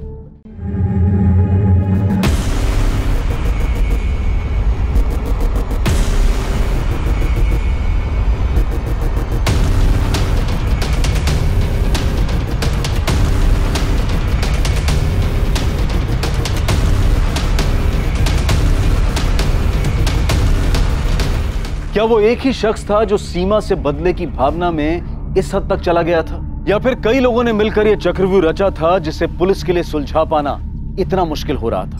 सीमा साहू गुरुजी के पास जाया करती थी। क्या गुरुजी के पास सीमा साहू के इस तरह अचानक गायब हो जाने का जवाब था? सीमा एक बहुत ही भली और न्यायप्रिय महिला थी जो अपने परिवार के हर व्यक्ति के बारे में सोचती थी। ऐसे ही होते हैं जिम्मेदार। सीमा के सर पर भी जिम्मेदारी का बड़ा बोझ था। सीमा के भी परिवार में ऐसे बहुत से लोग होंगे जो हर चीज के लिए उसे जिम्मेदार ठहराते होंगे। क्या सीमा ने इस बारे में आपसे कोई जिक्र किया था? सीमा मेरी सभा में हमेशा आया करती थी। यहाँ उसे शांति सी मिलती थी, कभी कभी बातें भी किया करती थी। हाँ, कुछ था उसके मन में जो उसे परेशान कर रहा था। मैं नहीं जानती गुरुजी, लेकिन हाँ मैं ये जानती हूँ कि मैं हर वक्त सही नहीं हो सकती, लेकिन अगर हर किसी को सही निर्णय और सही फैसले के लिए मुझी से उम्मीद है तो मैं क्या कर सकती हूँ? कभी कभी समय को अपना काम करने देना चाहिए सीमा। मैं हर चीज समय पर नहीं छोड़ सकती गुरुजी, और उसमें खास तौर पर जब हर कोई अपनी परेशानी का हल ढूंढने के लिए मेरे ही दरवाजे पर आकर दस्तक दे। देखो सीमा, तुम सबकी परेशानी या उसके हल के लिए जिम्मेदार नहीं हो। क्या तुम अपने दरवाजे पर आने वाले हर एक इंसान को जवाब देना अनिवार्य समझती हो, या क्या तुम अपनी जिम्मेदारी के बोझ के तले इतनी बुरी तरह दब गई हो कि तुम्हें यह लगता है कि हर इंसान को अपनी परेशानी लेकर तुम्हारे दरवाजे पर दस्तक देने आना चाहिए? मैं श्योर नहीं हूँ गुरुजी, लेकिन शायद हाँ, क्योंकि कहीं ना कहीं मैं अपने परिवार के लिए सही डिसीजन लेते रहना चाहती हूँ। आखिर वो लोग मेरे अपने हैं और उन लोगों को मुझसे बहुत उम्मीद है। अगर तुम शांति चाहती हो तो तुम्हें दूसरों की अशांति से दूर रहना होगा। क्या यह अशांति इतनी बुरी थी कि सीमा को घर से भागना पड़ा? जी, सीमा ऐसी नहीं थी। ये तो साफ तौर पर एक मायाजाल नजर आ रहा है। ऐसा कौन हो सकता है जो उसे मुख्तार सैयद के पास भेज सकता है? वो वहां क्यों जा सकती है? किसी जवाब की तलाश में ही गई होगी, ठीक उसी तरह जिस तरह वो यहाँ आई थी। आप सही कह रही, जरूर उसे किसी ने अपने जाल में फंसाया है। सर, मैं आपको पहले ही बता चुका हूँ कि 21 मार्च की सुबह को मेरी और सीमा दीदी की फोन पर क्या बात हुई थी। तुम्हारी और वैशाली की शादी से तुम्हारी पहली बीवी फौजिया काफी नाराज है ना? लेकिन सर, इस बात का सीमा दीदी से क्या नाता? हमें पता चला है कि सीमा की रजामंदी से तुम दोनों की शादी हुई थी, जिससे फौजिया की जिंदगी बर्बाद हो गई। सर, ये बात पूरी तरह से गलत है, बकवास है। मैं वैशाली और फौजिया दोनों का बराबर ख्याल रखता हूँ सर। मुझे समझ में नहीं आता कि आप लोग आखिर साबित क्या करना चाहते हैं। मैंने नम्रता से हर तरीके से बात की, वो कितनी भी बगावत कर ले, लेकिन अपनी बड़ी बहन सीमा को नुकसान पहुंचाने के सपने में भी नहीं सोच सकती। चाचा जी, मैं आपकी बात समझ सकता हूं, लेकिन एक बात खटक रही है। मुख्तार सैयद जैसे आदमी को मिलने के लिए सीमा कैसे जा सकती है, वो भी उसी दिन जिस दिन वो नम्रता को समझाने वाली थी? जरूर किसी ने हमारी सीमा से नम्रता के बारे में बात करने के लिए आने के मौके का फायदा उठाया है।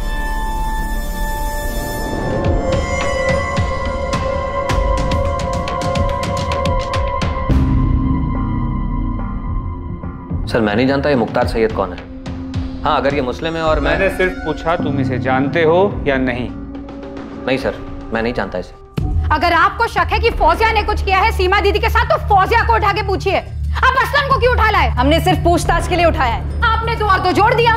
मुख्तार सैयद नाम है तो असलम। मैं कह देती हूँ, मैं पुलिस स्टेशन के बाहर अनशन पे बैठ जाऊंगी। आप लोग मेरे पति को बस इस वजह से परेशान कर रहे क्यों? इसमें धर्म का कोई लेना देना नहीं, और तुम्हें तो ये समझना चाहिए कि हम तुम्हारी बहन को ढूंढने के लिए ये सब कर रहे हैं। तो फिर मेरी बहन को ढूंढिए। मैंने आपको पहले भी बताया कि सीमा दीदी के दोस्त संतोष ठाकुर है इसके पीछे। हमारे परिवार में हर कोई एक दूसरे पर इशारा कर रहा है, मालूम है ना तुम्हें? आपको जिस पे शक करना है कीजिए, जिसको जो पूछना है पूछिए, पर मेरे पति को इस बीच मत घसीटिए।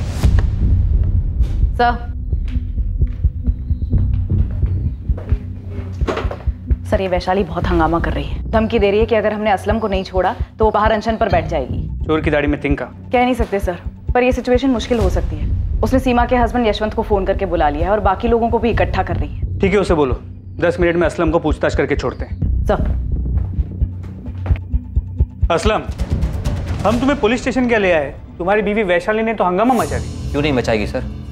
क्योंकि वो अच्छी तरह जानती है कि मैं सीमा दीदी के कितना करीब था, और आप लोग बिना किसी वजह के मुझसे इस तरह पूछताछ कर रहे हैं। और एक तरफ आप कह रहे हैं कि इसके पीछे मेरी पहली बीवी फौजिया का हाथ है। सर, आपको लगता है फौजिया इतनी चालाक है कि वो एक जाल बुनेगी और सीमा दीदी उसमें फंस जाएगी? सर, ऐसा करने की हिम्मत सिर्फ उसकी हो सकती है जो सीमा दीदी के सबसे करीब हो। तुम्हारा इशारा यशवंत की तरफ या फिर सीमा के बेटे राजेश की तरफ? सर, मैं कोई नाम नहीं ले रहा, लेकिन आप खुद सोचिए, सीमा दीदी रेड शाइन होटल में एक ऐसे अजनबी इंसान से मिलने जाती है जो कि फर्जी है। मिलने की क्या वजह हो सकती है सर? आप उस वजह को ढूंढिए ना। सर, पहली बात तो यह है कि सीमा दीदी किसी पे भरोसा किए बिना उससे मिलने नहीं जा सकती। हर चीज में खुद सोच समझ के वो फैसला लेती थी। ये नम्रता वाले मामले में ही देख लीजिए आप सर। क्या दीदी ने चाचा चाची से उस हिमांशु के बारे में पता करने की कोशिश की कि ये लड़का कौन है, क्या करता है, कहाँ से आया है? नहीं सर, उन्होंने किसी से बात तक नहीं की। तो सीमा फर्जी मुख्तार सैयद से मिलने के लिए होटल रेड शाइन क्यों गई? सर, मैं तो बल्लीपुर में था और सीमा दीदी मेरी बात सुनने से रही। अरे आप वैशाली दीदी से पूछो ना, वो तो यहीं रहती है भोपाल में, या फिर राधा भाभी से। क्या ये सब मिलकर कुछ नहीं कर सकते? वैशाली के पति असलम शेख को पूछताछ के बाद पुलिस ने छोड़ दिया, और ऐसा ही हुआ मुकेश और उसकी बीवी चंचल के साथ। इनके खिलाफ भी पुलिस को कुछ नहीं मिला।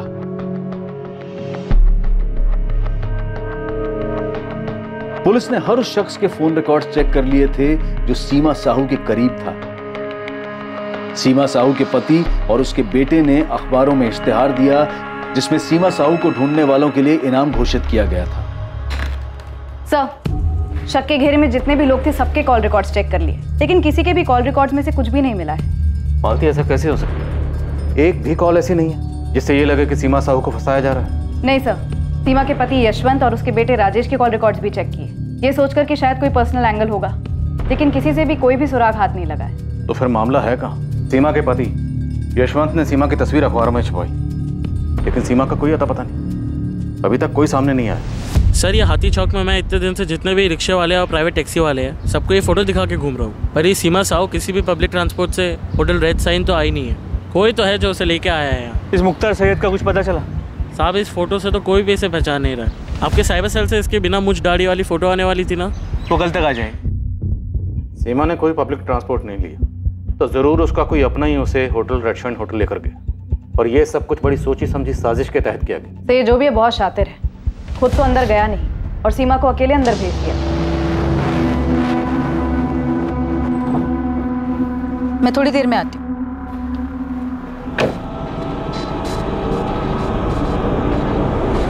हाथी चौक के आसपास कोई दुकान, एटीएम, कहीं कोई सीसीटीवी नहीं है सर, लेकिन होटल रेड शाइन के आसपास नहीं। सीमा जहाँ रहती है राठी कॉलोनी, वहाँ तो नहीं है। तो सीमा के जितने भी करीब है उनमें से किसी की भी मोबाइल लोकेशन सीमा के मोबाइल लोकेशन से मैच नहीं करती। 21 मार्च को सब लोग या तो काम में या कहीं और बिजी थे। और हिमांशु कनौजिया, नम्रता का आशिक, उसकी तो बलीपुरा गाँव ही होगी। जी सर। और असलम शेख?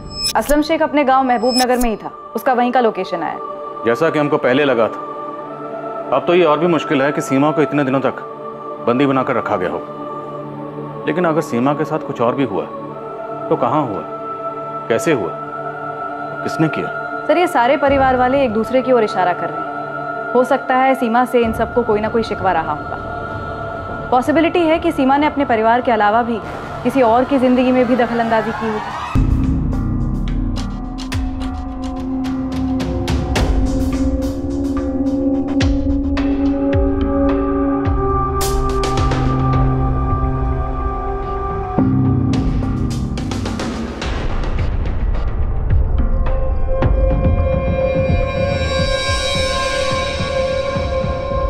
का आदमी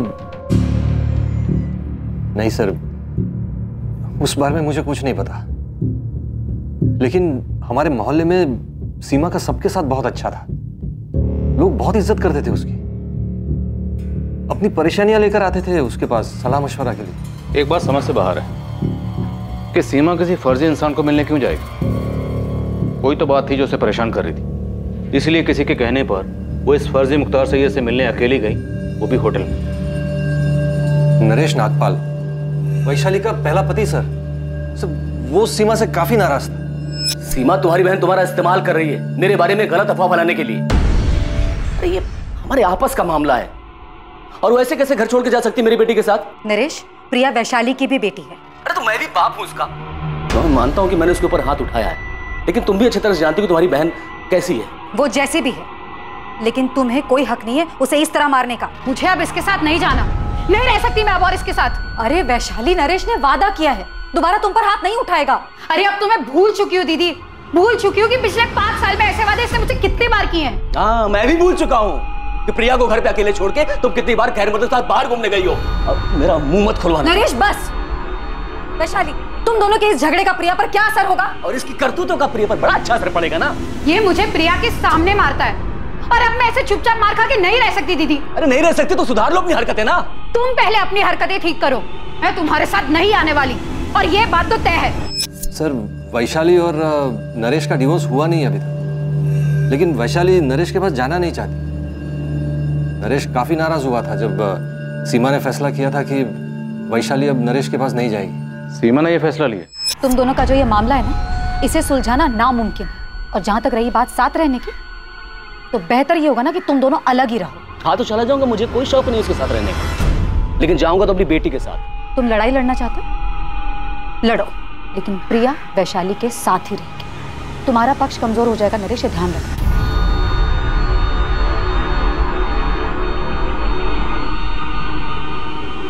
सीमा, मेरी एक बात याद रखना, ये बहुत महंगा पड़ेगा। नरेश नागपाल सर, वही एक इंसान है जिसको मैं जानता हूँ, जिसने सीमा से नाराजगी जताई थी। हाँ सर। इस नरेश नागपाल से तो हम बात करेंगे। आप मुझे ये बताइए कि वो कौन सी बात थी जो सीमा को परेशान कर रही थी, क्योंकि इतना तो तय है कोई ना कोई बात तो थी जिसकी वजह से सीमा किसी के कहने पर उस फर्जी मुख्तार सैयद से मिलने गई। इससे पहले सीमा उस होटल में कभी नहीं गई, हमने चेक किया।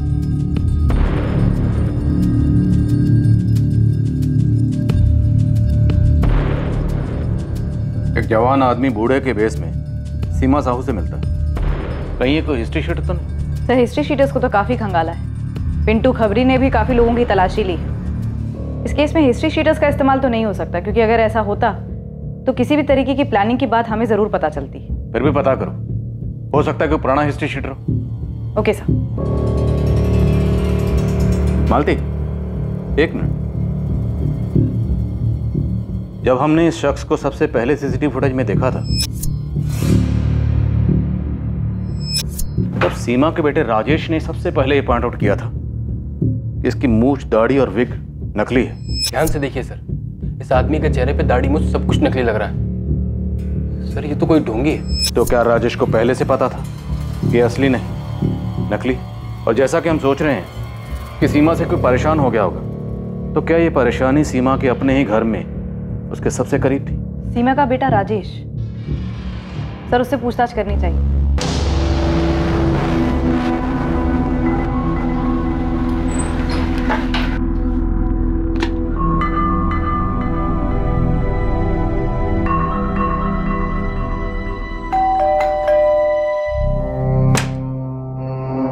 पापा, मम्मी का कुछ पता चला? सीमा साहू की मौत हो चुकी थी और उसकी मौत को छुपाने के लिए उसकी डेड बॉडी को दीवार में चुनवा दिया गया था। और सीमा की मौत का संबंध निश्चित रूप से परिवार पे उसके नियंत्रण से था। 21 मार्च को सीमा साहू को एक ऐसे जाल में फंसाया गया जो सीमा की परेशानियों का अंत करने के झूठे प्रस्ताव के रूप में उसके सामने आया। क्या सीमा की यह परेशानी उसके बेटे राजेश को लेकर थी, या ये परेशानी वैशाली के पहले पति नरेश नागपाल से जुड़ी हुई थी? तूने सीमा को धमकी दी थी नरेश कि उसे बहुत महंगा पड़ेगा। अब बहुत महंगा पड़ेगा कहना मतलब ये थोड़ी है कि मैं उसे मार देता। मार देता?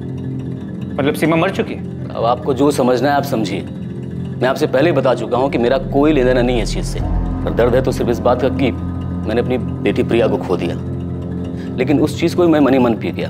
अब सीमा को मार के या उसे गायब करके मैं कौन सा अपने घाव पे मरहम लगा लेता। वो तो खुद ही हताश थी। हताश? क्यों? अब आपको क्या बताऊं साहब, वैशाली ने क्या हरकत की थी।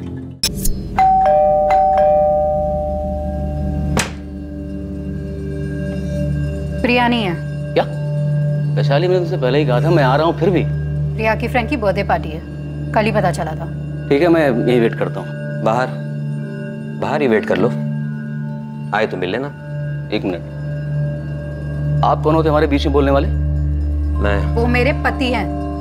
होशंगाबाद के जिस मोहल्ले में हम रहते थे वहाँ आए दिन खबर मिलती थी, आज वैशाली इसके साथ देखी गई, आज वैशाली उसके साथ देखी गई, और मुझे छोड़कर वो भी गई कहाँ? असलम के साथ, जो खुद शादीशुदा था। इन दोनों की शादी हुई भी थी कि नहीं किसे पता। यही बात पूछने लिए मैं सीमा के पास गया था कि तुमने इसीलिए सपोर्ट किया था अपनी बहन का कि वो मुझसे अलग हो सके या फिर मेरी बेटी को मुझसे अलग कर दे। देखो नरेश, वैशाली असलम के साथ खुश है और असलम हमारे परिवार के लिए बहुत कुछ करता है। वो हमारी माँ से मिलने टाइम टू टाइम बलीपुर जाता है। मुकेश से भी उसकी अच्छी बनती है। राधा भाभी को भी कोई भी काम हो, असलम हमेशा आगे आता है, वो सबका ख्याल रखता है। लेकिन क्या उसका पहले से शादीशुदा होना सही है? उसकी बीवी है, बच्चे हैं, फिर भी तुमने उसे वैशाली के पति के रूप में एक्सेप्ट कर लिया। मैंने कहा ना तुमसे, वैशाली असलम के साथ खुश है। उसने पहले मेरी जिंदगी उजाड़ी और तुमने उजाड़ने दी। अब वो असलम की जिंदगी उजाड़ रही है और तुम कुछ नहीं बोल रही। तुम्हें पता है तुम कितनी गलत हो? जिस आदमी को तुम अपने परिवार का हिस्सा बता रही हो ना, मेरा शौहर है वो।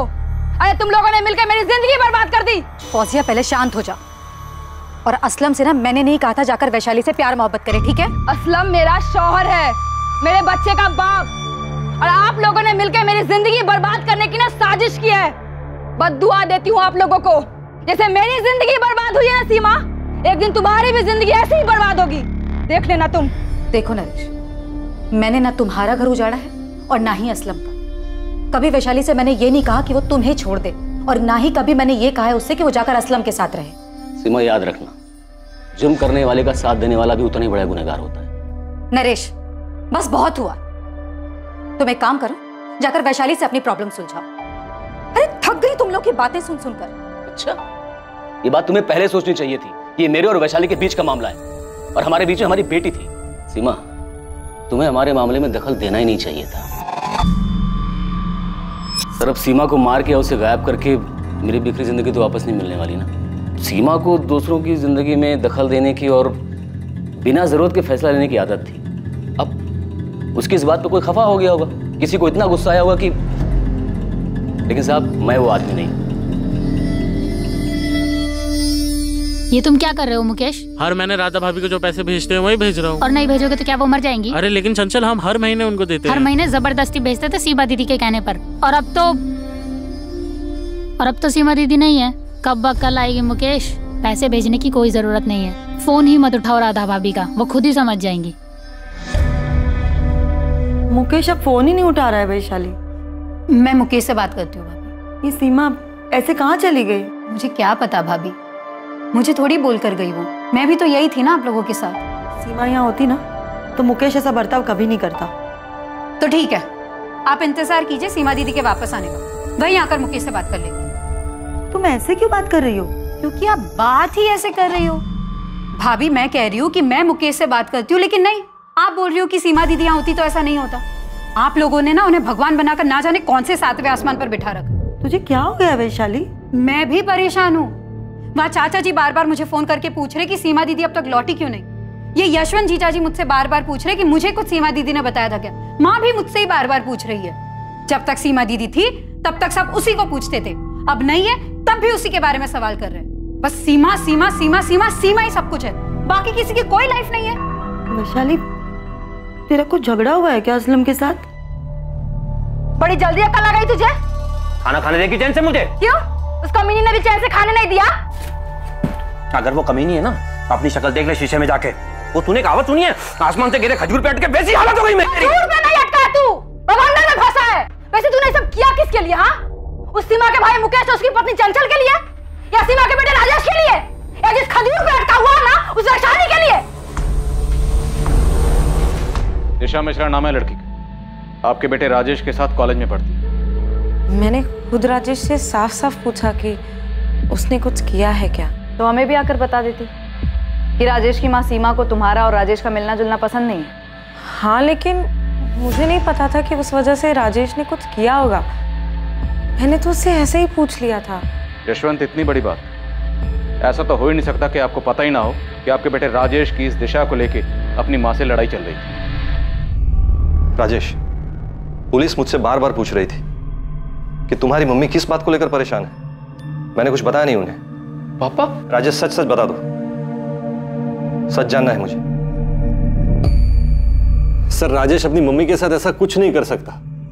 सर, मैंने पूछा था उसे, उसने बताया मुझे उसने ऐसा कुछ नहीं किया है। अब यही बात हमें आपके बेटे से पूछने दी, लेकिन ये दिशा मिश्रा वाली बात आपको खुद हमें बहुत पहले बतानी चाहिए थी। अब साफ साफ बताइए, क्या आपकी पत्नी सीमा की परेशानी की वजह यही थी?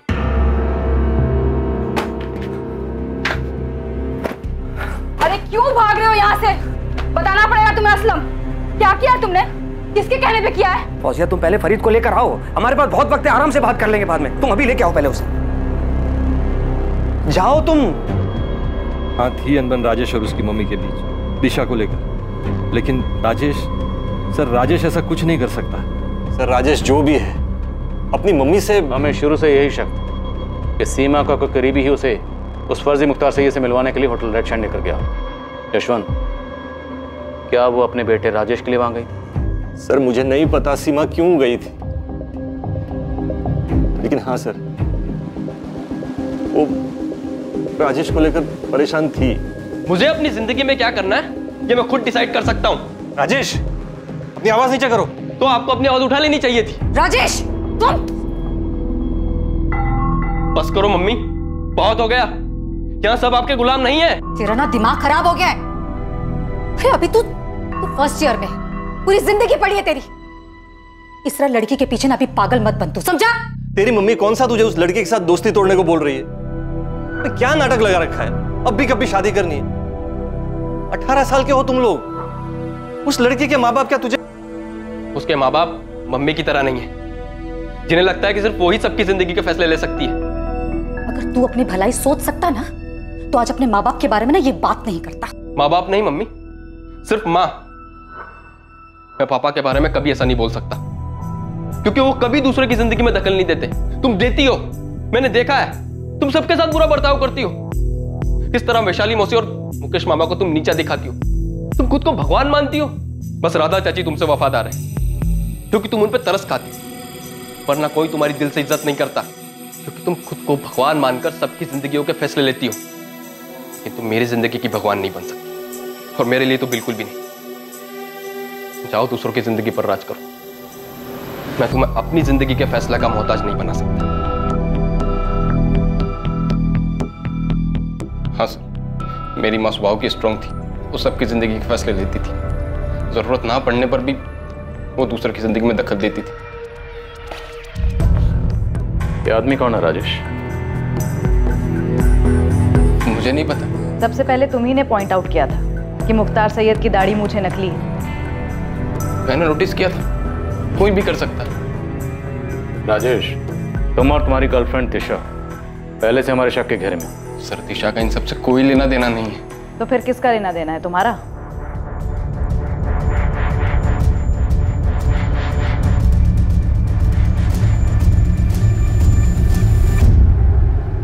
राजेश, राजेश ने किया ये? राजेश को पुलिस कस्टडी में ले चुकी है, लेकिन उसने अब तक कुछ बताया नहीं। The number you have called is currently switched off. आप लोग मुझसे सवाल कर रहे थे ना कि मैंने सीमा दीदी के साथ में क्या किया है। अब देखा किसने अपना गुस्सा निकाला है। वैसे क्या जरूरत थी सीमा दीदी को हर किसी के फैसले लेने की? क्या हर कोई अपने फैसले खुद नहीं ले सकता था? उनके अपने घर में बगावत चल रही थी। अगर सीमा दीदी के साथ में राजेश ने ऐसा कुछ किया भी है ना, माँ बाबा, उसका कसूरवार कोई और नहीं, आप सभी लोग हैं। आप सभी ने सीमा दीदी के इतने पर लगा दिए थे, उन्हें विश्वास दिलाया कि वो ही सबके सही गलत के फैसले ले सकती है। उन्हें इतना सर पे चढ़ा लिया था कि वो खुद को भगवान मानने लगी थी। ना मैं ये जानता हूँ कि ये मुख्तार सैयद कौन है, और ना मैं ये जानता हूँ कि ये आदमी कौन है। तो फिर कौन जानता है राजेश?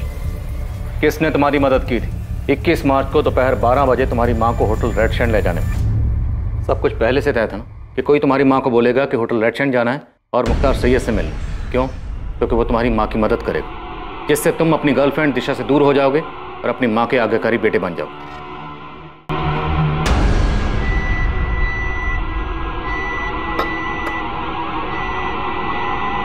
ये जो बुरी ताकतें हैं सीमा, हमें उन पर काबू पाना है। जो तुम्हारे मंसूबे पर बुरी नजर डाल रहे हैं, उन बुरी नजरों को हमें दूर करना है। लो,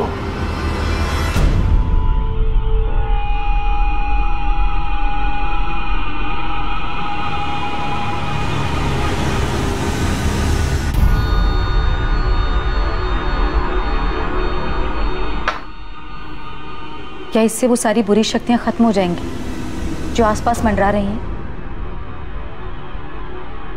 ये सब कुछ साफ कर देगा सीमा, सब कुछ, सभी बुरी शक्तियों को नष्ट कर देगा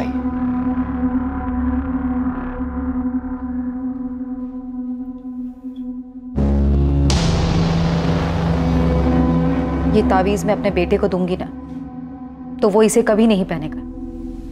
वो मुझसे नाराज है, वो मेरी बात नहीं मानेगा। उसे लगता है कि मैं उसकी दुश्मन हूं। ये उसे पहनने के लिए मत बोलना, उसके बैग में एक छोटा सा पॉकेट बनाकर उसमें रख देना। ये अपना काम करना शुरू कर देगा और धीरे धीरे वो संभल जाएगा। मेरी किसी ने मदद नहीं की सर, किसी ने भी नहीं। हाँ, मैं बात नहीं कर रहा था मम्मी से, नाराज था मैं उनसे, लेकिन मैंने नहीं मारा उनको। मारा? मतलब हमारा शक सही था? उनकी मौत हो चुकी? सर, 2 हफ्तों से ज्यादा हो गए। मम्मी खुद से घर से जाने वालों में से नहीं है। क्यों जाती वो? इतना पावर था उनके पास, सब उनके इशारों पे चलते थे। राजेश, तुम्हारी माँ तुम्हारे परिवार की ताकत थी, जो दूसरों के दुख दर्द में उनका साथ देती थी, दूसरों की मुश्किलों को हल करती थी, दूसरों के फैसले लेती थी। हाँ, हो सकता है कुछ फैसले उन्होंने गलत लिए, पर इससे किसी को उनको मारने का हक नहीं मिल जाता। मैंने नहीं मारा अपनी मम्मी को, नहीं मारा है मैंने। हो सकता है मेरी वजह से वो बहुत तकलीफ में थी, मेरी कोई बात बहुत ज्यादा बुरी लगी होगी उन्हें, लेकिन मैं क्यों मारूंगा अपनी मम्मी को? 21 मार्च को होटल रेड शाइन कौन ले गया था उन्हें? घर का ही कोई आदमी था जो तुम्हारी मदद कर रहा था। 21 मार्च को सुबह 8 बजे असलम शेख ने फोन किया था तुम्हारी मम्मी को। तुमने 21 मार्च की सुबह सीमा से बात की, जिस दिन वो लापता हुई। जी जी जी, बात की थी हमने। राजेश, क्या वो आदमी असलम शेख था? मुझे नहीं पता, मैंने नहीं मारा अपनी मम्मी को sir. I really miss her.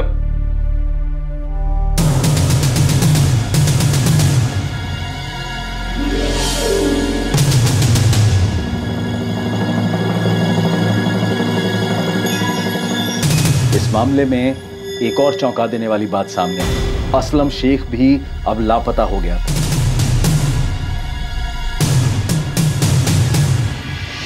मैं खुद असलम को फोन लगा रही हूँ, कल से उसका फोन बंद आ रहा है। कहाँ भाग गया वो? उधर हम राजेश तक पहुँचते हैं और इधर असलम भाग जाता है। मुझे भी नहीं पता, मैं खुद उस तक पहुँचने की कोशिश कर रही हूँ। उसका छोटा भाई शमशेर भी नहीं जानता कि असलम चला कहाँ गया है। सर, आप क्या ढूंढ रहे हैं सर? अंदर के कबाड़ भी खाली है, लगता है दोनों भाग गए, असलम और फौजिया। कहाँ गए दोनों? सर नहीं पता सर, महबूब नगर में अम्मी अब्बू को भी फोन किया था सर, वहाँ पे भी नहीं है। देख, इतना तो साफ है कि ये सब कुछ असलम का किया था। अगर जल्द हाथ नहीं लगा ना, बुरा फंसेगा। अब ये बात पूरे परिवार को पता चल चुकी थी कि सीमा के साथ हुई इस वारदात में असलम शेख का ही हाथ था।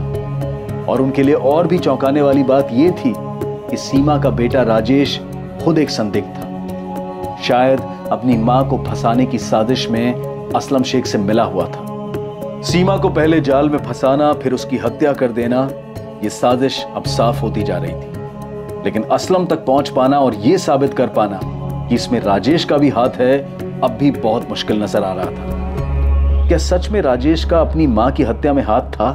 बड़ी थी वो, तुम सबसे बड़ी।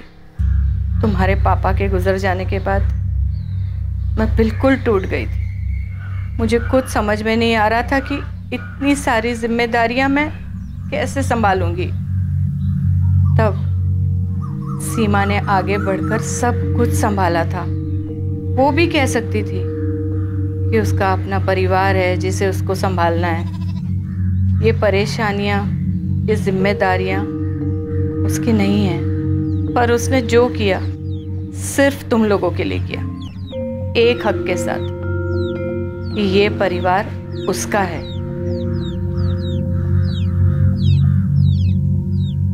असलम शेख को हर जगह ढूंढा जा रहा था और सीमा के बेटे राजेश से बार बार कड़ी पूछताछ हो रही थी, लेकिन राजेश अपने बयान से हिलने को तैयार नहीं था। वो ये मानने को तैयार नहीं था कि उसकी मां की हत्या में उसका कोई हाथ है, और सच्चाई भी यही थी कि राजेश का अपनी मां को फंसाने और उसकी हत्या में कोई हाथ नहीं था। सर, ये असलम शेख जहां भी जा सकता है, दोस्त, रिश्तेदार, उन सबके घर के आसपास खबरियों को तैनात कर दिया। और अभी तक उसका कुछ पता नहीं चला? नहीं सर। दिनेश, ऐसे कहाँ गायब हो गया वो? सर, मुझे लगता है कि असलम को पता चल गया था कि हम इस केस को सुलझाने के काफी करीब आए। सर, राजेश से 15वीं बार पूछताछ कर चुके हैं। वो अपने बयान पर डटा हुआ है और उसके खिलाफ हमें कोई सबूत भी नहीं मिला है। सर, आई फील राजेश इस केस में इन्वॉल्व नहीं है। क्यों? सर, इतना तो पक्का हो गया कि असलम शेख इसमें इन्वॉल्व है, लेकिन असलम राजेश के लिए ये सब क्यों करेगा? सर, आई मीन असलम को कोई तो फायदा होना चाहिए। राजेश असलम को ऐसे क्या दे सकता है कि असलम राजेश के लिए ये करे? अगर फायदे की बात है तो फिर मुकेश हो सकता है। उसकी पुश्तैनी घर और जमीन सीमा उसे बेचने नहीं दे रही थी।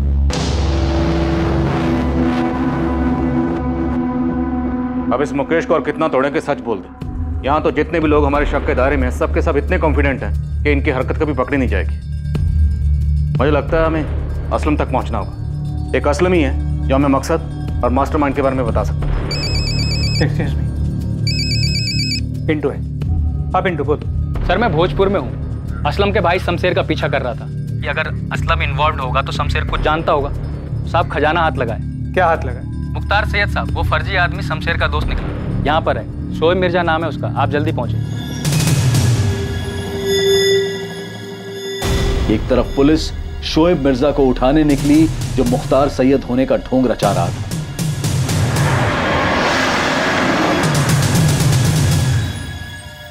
और दूसरी तरफ पुलिस ने असलम शेख के छोटे भाई शमशेर को उठाया।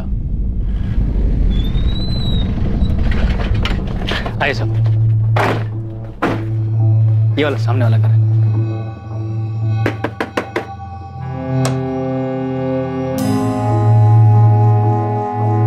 सही निशाना लगा है पिंटू, यही अपना आदमी है। चल ले चलो इसे। सर, सर,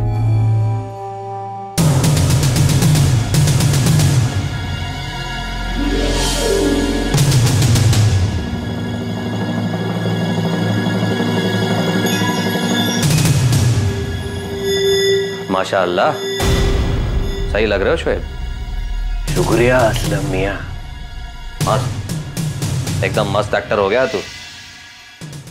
हाथ तोड़ो या पैर तोड़ो शमशेर? कुछ मत कीजिए साहब, मैं सब बताता हूँ साहब। मैंने तो सिर्फ असलम भाई की मदद की। इस मदद की कोई खास वजह नहीं पता साहब, लेकिन असलम भाई सीमा दीदी को मारना चाहते थे और सारा प्लान भी असलम भाई ने बनाया और सब कुछ उन्होंने सेट किया साहब। और असलम भाई ने जो जो कहा हमने वही किया साहब। बिल्कुल सही इलाज लेके आया हूँ राजेश के लिए। मैं भी इनमें मानता हूँ, बहुत अच्छे से मानता हूँ। मुझे यकीन है राजेश एक दिन सही रास्ते पे आ जाएगा। अच्छा, तो कब मिल सकती हूँ मैं मुख्तार भाई से? आप आज ही मिल लीजिए। देखिए, मैं तो गांव जा रहा हूँ, शमशेर आपको मिल जाएगा, वो आपको पहुंचा देगा। और मुख्तार भाई होटल रेड शाइन में आने वाले हैं लोगों से मिलने के लिए, आप भी चले जाइए। ठीक है।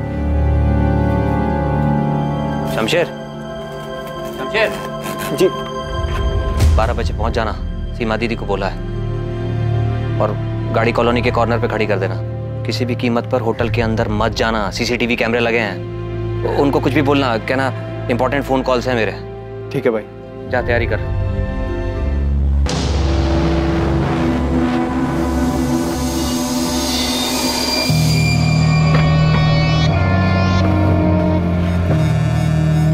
नमस्ते सीमा दीदी। नमस्ते शमशेर।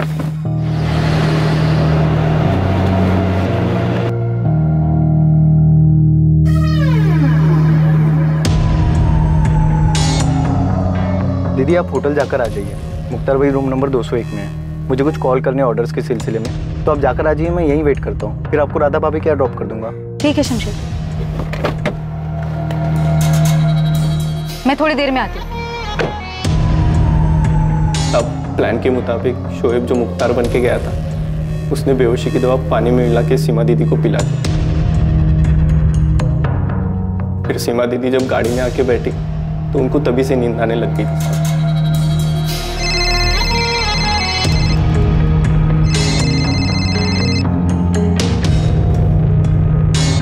हाँ संतोष। हेलो सीमा, कहाँ पर हो? सब लोग वेट कर रहे हैं तुम्हारा। मैं पहुंच रही हूँ। वो एक सहेली के घर पे कुछ काम था, वो काम खत्म करके बस आ रही हूँ। कहाँ पर हो तुम? हाँ संतोष, मैं आ रही हूँ, रास्ते में ही हूँ मैं तुम।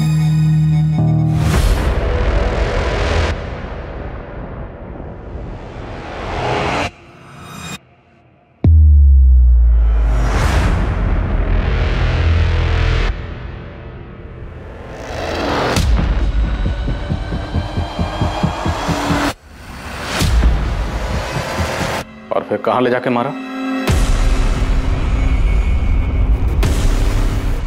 आशिम, हाथ पकड़।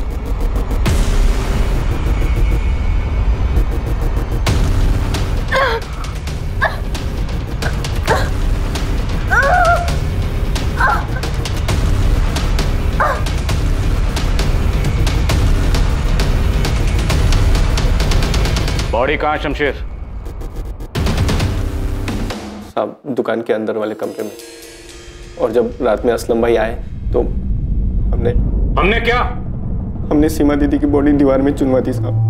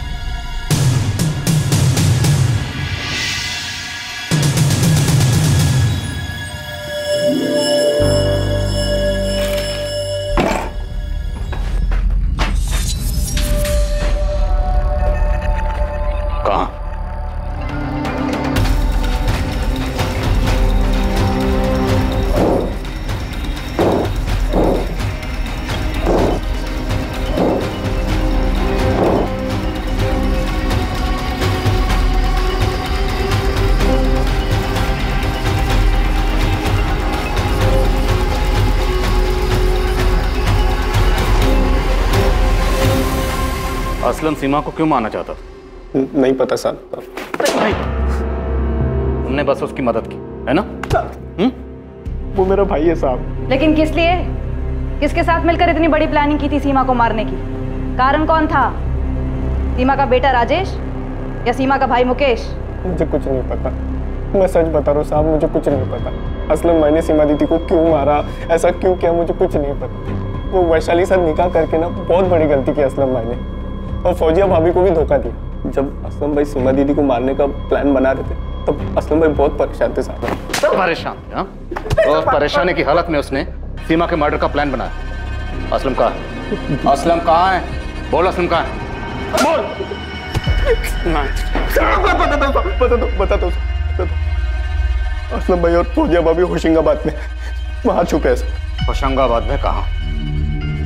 सीमा साहू को उसके बेटे राजेश से जुड़ी परेशानियों के हल का लालच दिया गया था, लेकिन सीमा को जाल में फंसाकर उसे बेहोश करना और फिर उसकी हत्या कर देने के पीछे का मकसद सबको चौंका देने वाला था।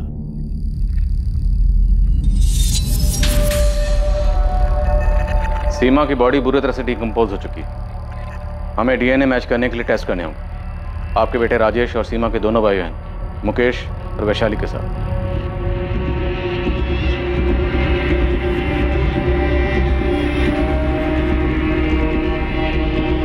दीदी की डेड बॉडी मिली है माँ। उन्होंने मुझे बुलाया डीएनए सैंपल्स के लिए। और वो असलम शेख, वो पकड़ा गया कि नहीं? उन्हें पता चल चुका है कि वो कहाँ छुपा है। सीमा, मेरे बच्चे।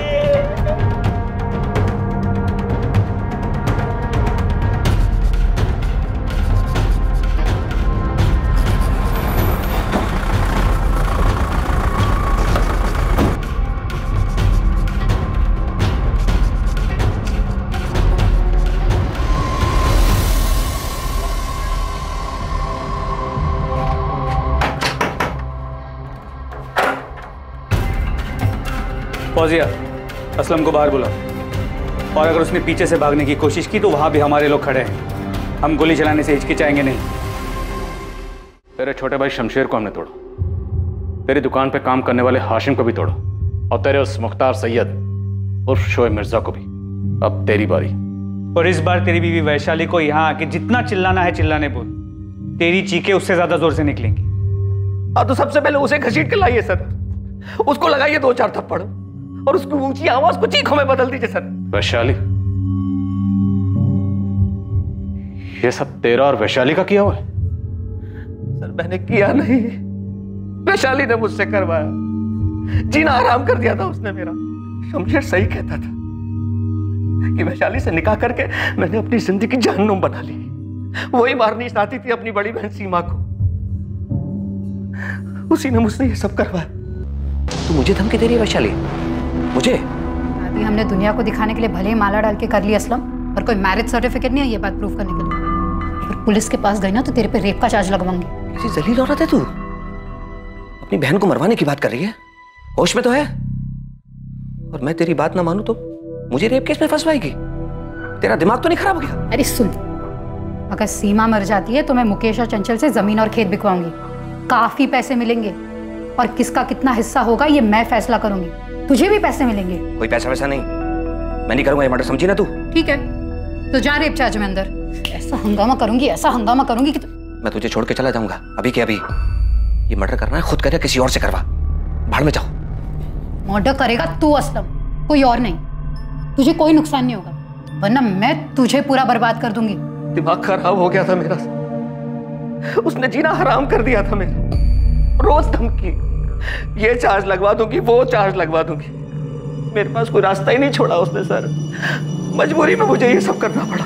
राजेश को लेके काफी परेशान है दीदी, टूट सी गई है। राजेश का किसी दिशा के साथ कुछ चल रहा है, बगावत पे उतर आया है। मुझे करना क्या होगा? दीदी तुझे मानती है, इतना तो मैंने तुझे मेरे घर में घुसा ही दिया है। बस एक ऐसे इंसान का इंतजाम कर जो दीदी को छुटकारा देगा, अपने बेटे राजेश पे मंडरा रहे इस बगावत के साए से, कोई भरोसे वाला आदमी। बाकी मैंने तुझे बता ही दिया है कि क्या करना है। मेरे दिमाग ने काम करना बंद कर दिया था सर, उसके कहने पर मैंने सीमा को मार दिया। मैं जानता था मेरे इस गुनाह की सजा मुझे भुगतनी पड़ेगी। मुझसे बर्दाश्त नहीं हुआ और मैं वहां से भाग गया, क्योंकि मैं वैशाली के साथ एक पल भी नहीं जी सकता। उसने मुझसे उस औरत का कत्ल करवा दिया जिसने जिंदगी में मेरा कुछ भी नहीं बिगाड़ा था, कुछ भी नहीं। पुलिस मुकेश के पीछे, संतोष के पीछे, फिर राजेश के पीछे, सबके पीछे दौड़ते रही, पर तुझ तक कभी नहीं आएगी असलम। देखा ना, तुझे पुलिस स्टेशन बुलाया था तो मैंने कैसा हंगामा किया। क्या हासिल हुआ? हाँ, क्या हासिल हुआ सीमा को मारकर? वो सब कुछ जो उसके रहते नहीं मिलता असलम, सब कुछ। आजा बेटा प्रिया, तेरे कपड़े अंदर हैं, जाकर चेंज कर ले। मेरे कपड़े इधर है तो मम्मी किधर है? मम्मी वो भी थोड़ी देर में आ जाएगी प्रिया। हाँ तुम जाकर चेंज कर लो। हाँ बेटा। इसको बताया नहीं है कि वैशाली बुआ को अरेस्ट किया है? पता नहीं, इसे कैसे बताएंगे? बताना तो पड़ेगा अम्मा।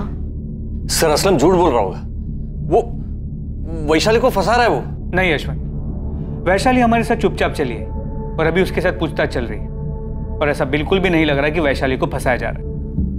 जलन, पैसा, खेत और गांव वाले घर से पैसा, सिर्फ इतना सा कारण था तुम्हारे पास? तुम्हें क्या लगा था कि हम सच्चाई तक कभी नहीं पहुंच पाएंगे, सीमा की बॉडी तक नहीं पहुंच पाएंगे? ये बेवकूफ असलम भागता नहीं तो कैसे पहुंचते आप? तो असलम बेवकूफ निकला और तुम शातिर थी, पर तुम सिर्फ शातिर थी जुर्म करने के लिए, और शायद घर में तुम्हें कोई पूछता भी नहीं था। इसी बात का तुम्हें गुस्सा था, खेत था, शिकवा था, है ना? हाँ था। तो सीमा को मार के अब सब तुम्हें उसका दर्जा देने लगेंगे, नहीं? दे या ना दे, उसका हुक्म चलना तो बंद हो गया ना, उसका भगवान बनना तो बंद हो गया ना। अब कोई उससे हर बात नहीं पूछेगा। बस इतनी सी प्रॉब्लम थी तुम्हें कि सीमा को सब मानते थे, तुम्हें कोई नहीं पूछता था? इतनी सी नहीं, बहुत ज्यादा प्रॉब्लम थी। मैं उससे सिर्फ 3 साल छोटी थी, कोई बच्ची नहीं हूं मैं। पर घर बेचना हो, खेत बेचना हो, किसको कितना मिलना चाहिए, किसको क्या करना चाहिए, क्या नहीं करना चाहिए, सब सिर्फ और सिर्फ उसी को पूछते थे। वही सारे फैसले लेती थी, वही सब कुछ चलाती थी। तो मार दिया मैंने उसे, लेकिन आपने देख लिया होगा घर में सबको प्रॉब्लम थी उसके भगवान बन के बैठे रहने से। सब लोग चाहते थे कि सीमा नाम के सदस्य से बस छुटकारा मिल जाए। हो सकता है तुम्हारे घर में बाकी लोगों को भी सीमा से प्रॉब्लम थी, पर किसी ने उसे मारने के बारे में नहीं सोचा। उसे मारने के बारे में सिर्फ तुमने सोचा। तुम जानती थी कि सीमा अपने बेटे राजेश को लेकर परेशान थी। तुमने उसकी इस कमजोरी का फायदा उठाया, उसे जाल में फंसाया और उसे दर्दनाक मौत दी। हाँ दी, मैंने उसे दर्दनाक मौत दी क्योंकि मेरे अंदर भी बहुत दर्द था उसकी वजह से। असलम शेख, उसके भाई शमशेर शेख, हाशिम खान और शोएब मिर्जा को सीमा साहू के मर्डर के लिए दफा 302, किडनैपिंग के लिए दफा 364, सबूत मिटाने के लिए दफा 201, क्रिमिनल कॉन्स्पिरेसी के लिए दफा 120B और दफा 34 के तहत गिरफ्तार किया गया। साथ ही साथ सीमा साहू की बहन वैशाली नागपाल को भी सीमा के मर्डर के जुर्म में गिरफ्तार किया गया है। वैशाली की बेटी का ध्यान अब वैशाली की भाभी राधा रखती है। फौजिया ने असलम की वैशाली से दूसरी शादी को स्वीकार कर लिया था। अब वो ये स्वीकार कर रही थी कि असलम की दूसरी बीवी के साथ असलम भी एक अपराधी है। सीमा के बेटे राजेश को यह पछतावा था कि वो अनजाने में अपनी मां के लिए चिंता का कारण बन गया था, जिसे ढाल बनाकर एक जाल बिछाया गया जो सीमा की मौत का कारण बना। सीमा साहू परिवार का वो सदस्य थी जिसके पास सब लोग अपनी परेशानियां लेकर जाते थे, और ऐसा इसलिए नहीं था क्योंकि घर वालों ने उसे परिवार का मुखिया चुना था, बल्कि सब लोग उसके पास इसलिए जाते थे क्योंकि वो एक बहुत ही जिम्मेदार महिला थी, सबकी सुनती थी और अपनी जिम्मेदारी बखूबी निभाती थी, और उसमें वो सारी खूबियां थी जो एक अच्छे मुखिया में होती है। वैशाली जो सीमा की जगह लेना चाहती थी, सारे फैसले खुद करना चाहती थी, क्या वो इस परिवार का नेतृत्व करने में सक्षम थी? क्या वो असल में सीमा की तरह ये जिम्मेदारी संभाल सकती थी? वैशाली की नाराजगी और उसके असंतोष ने न सिर्फ उसको बल्कि उसके पति असलम शेख को भी अपराधी बना दिया।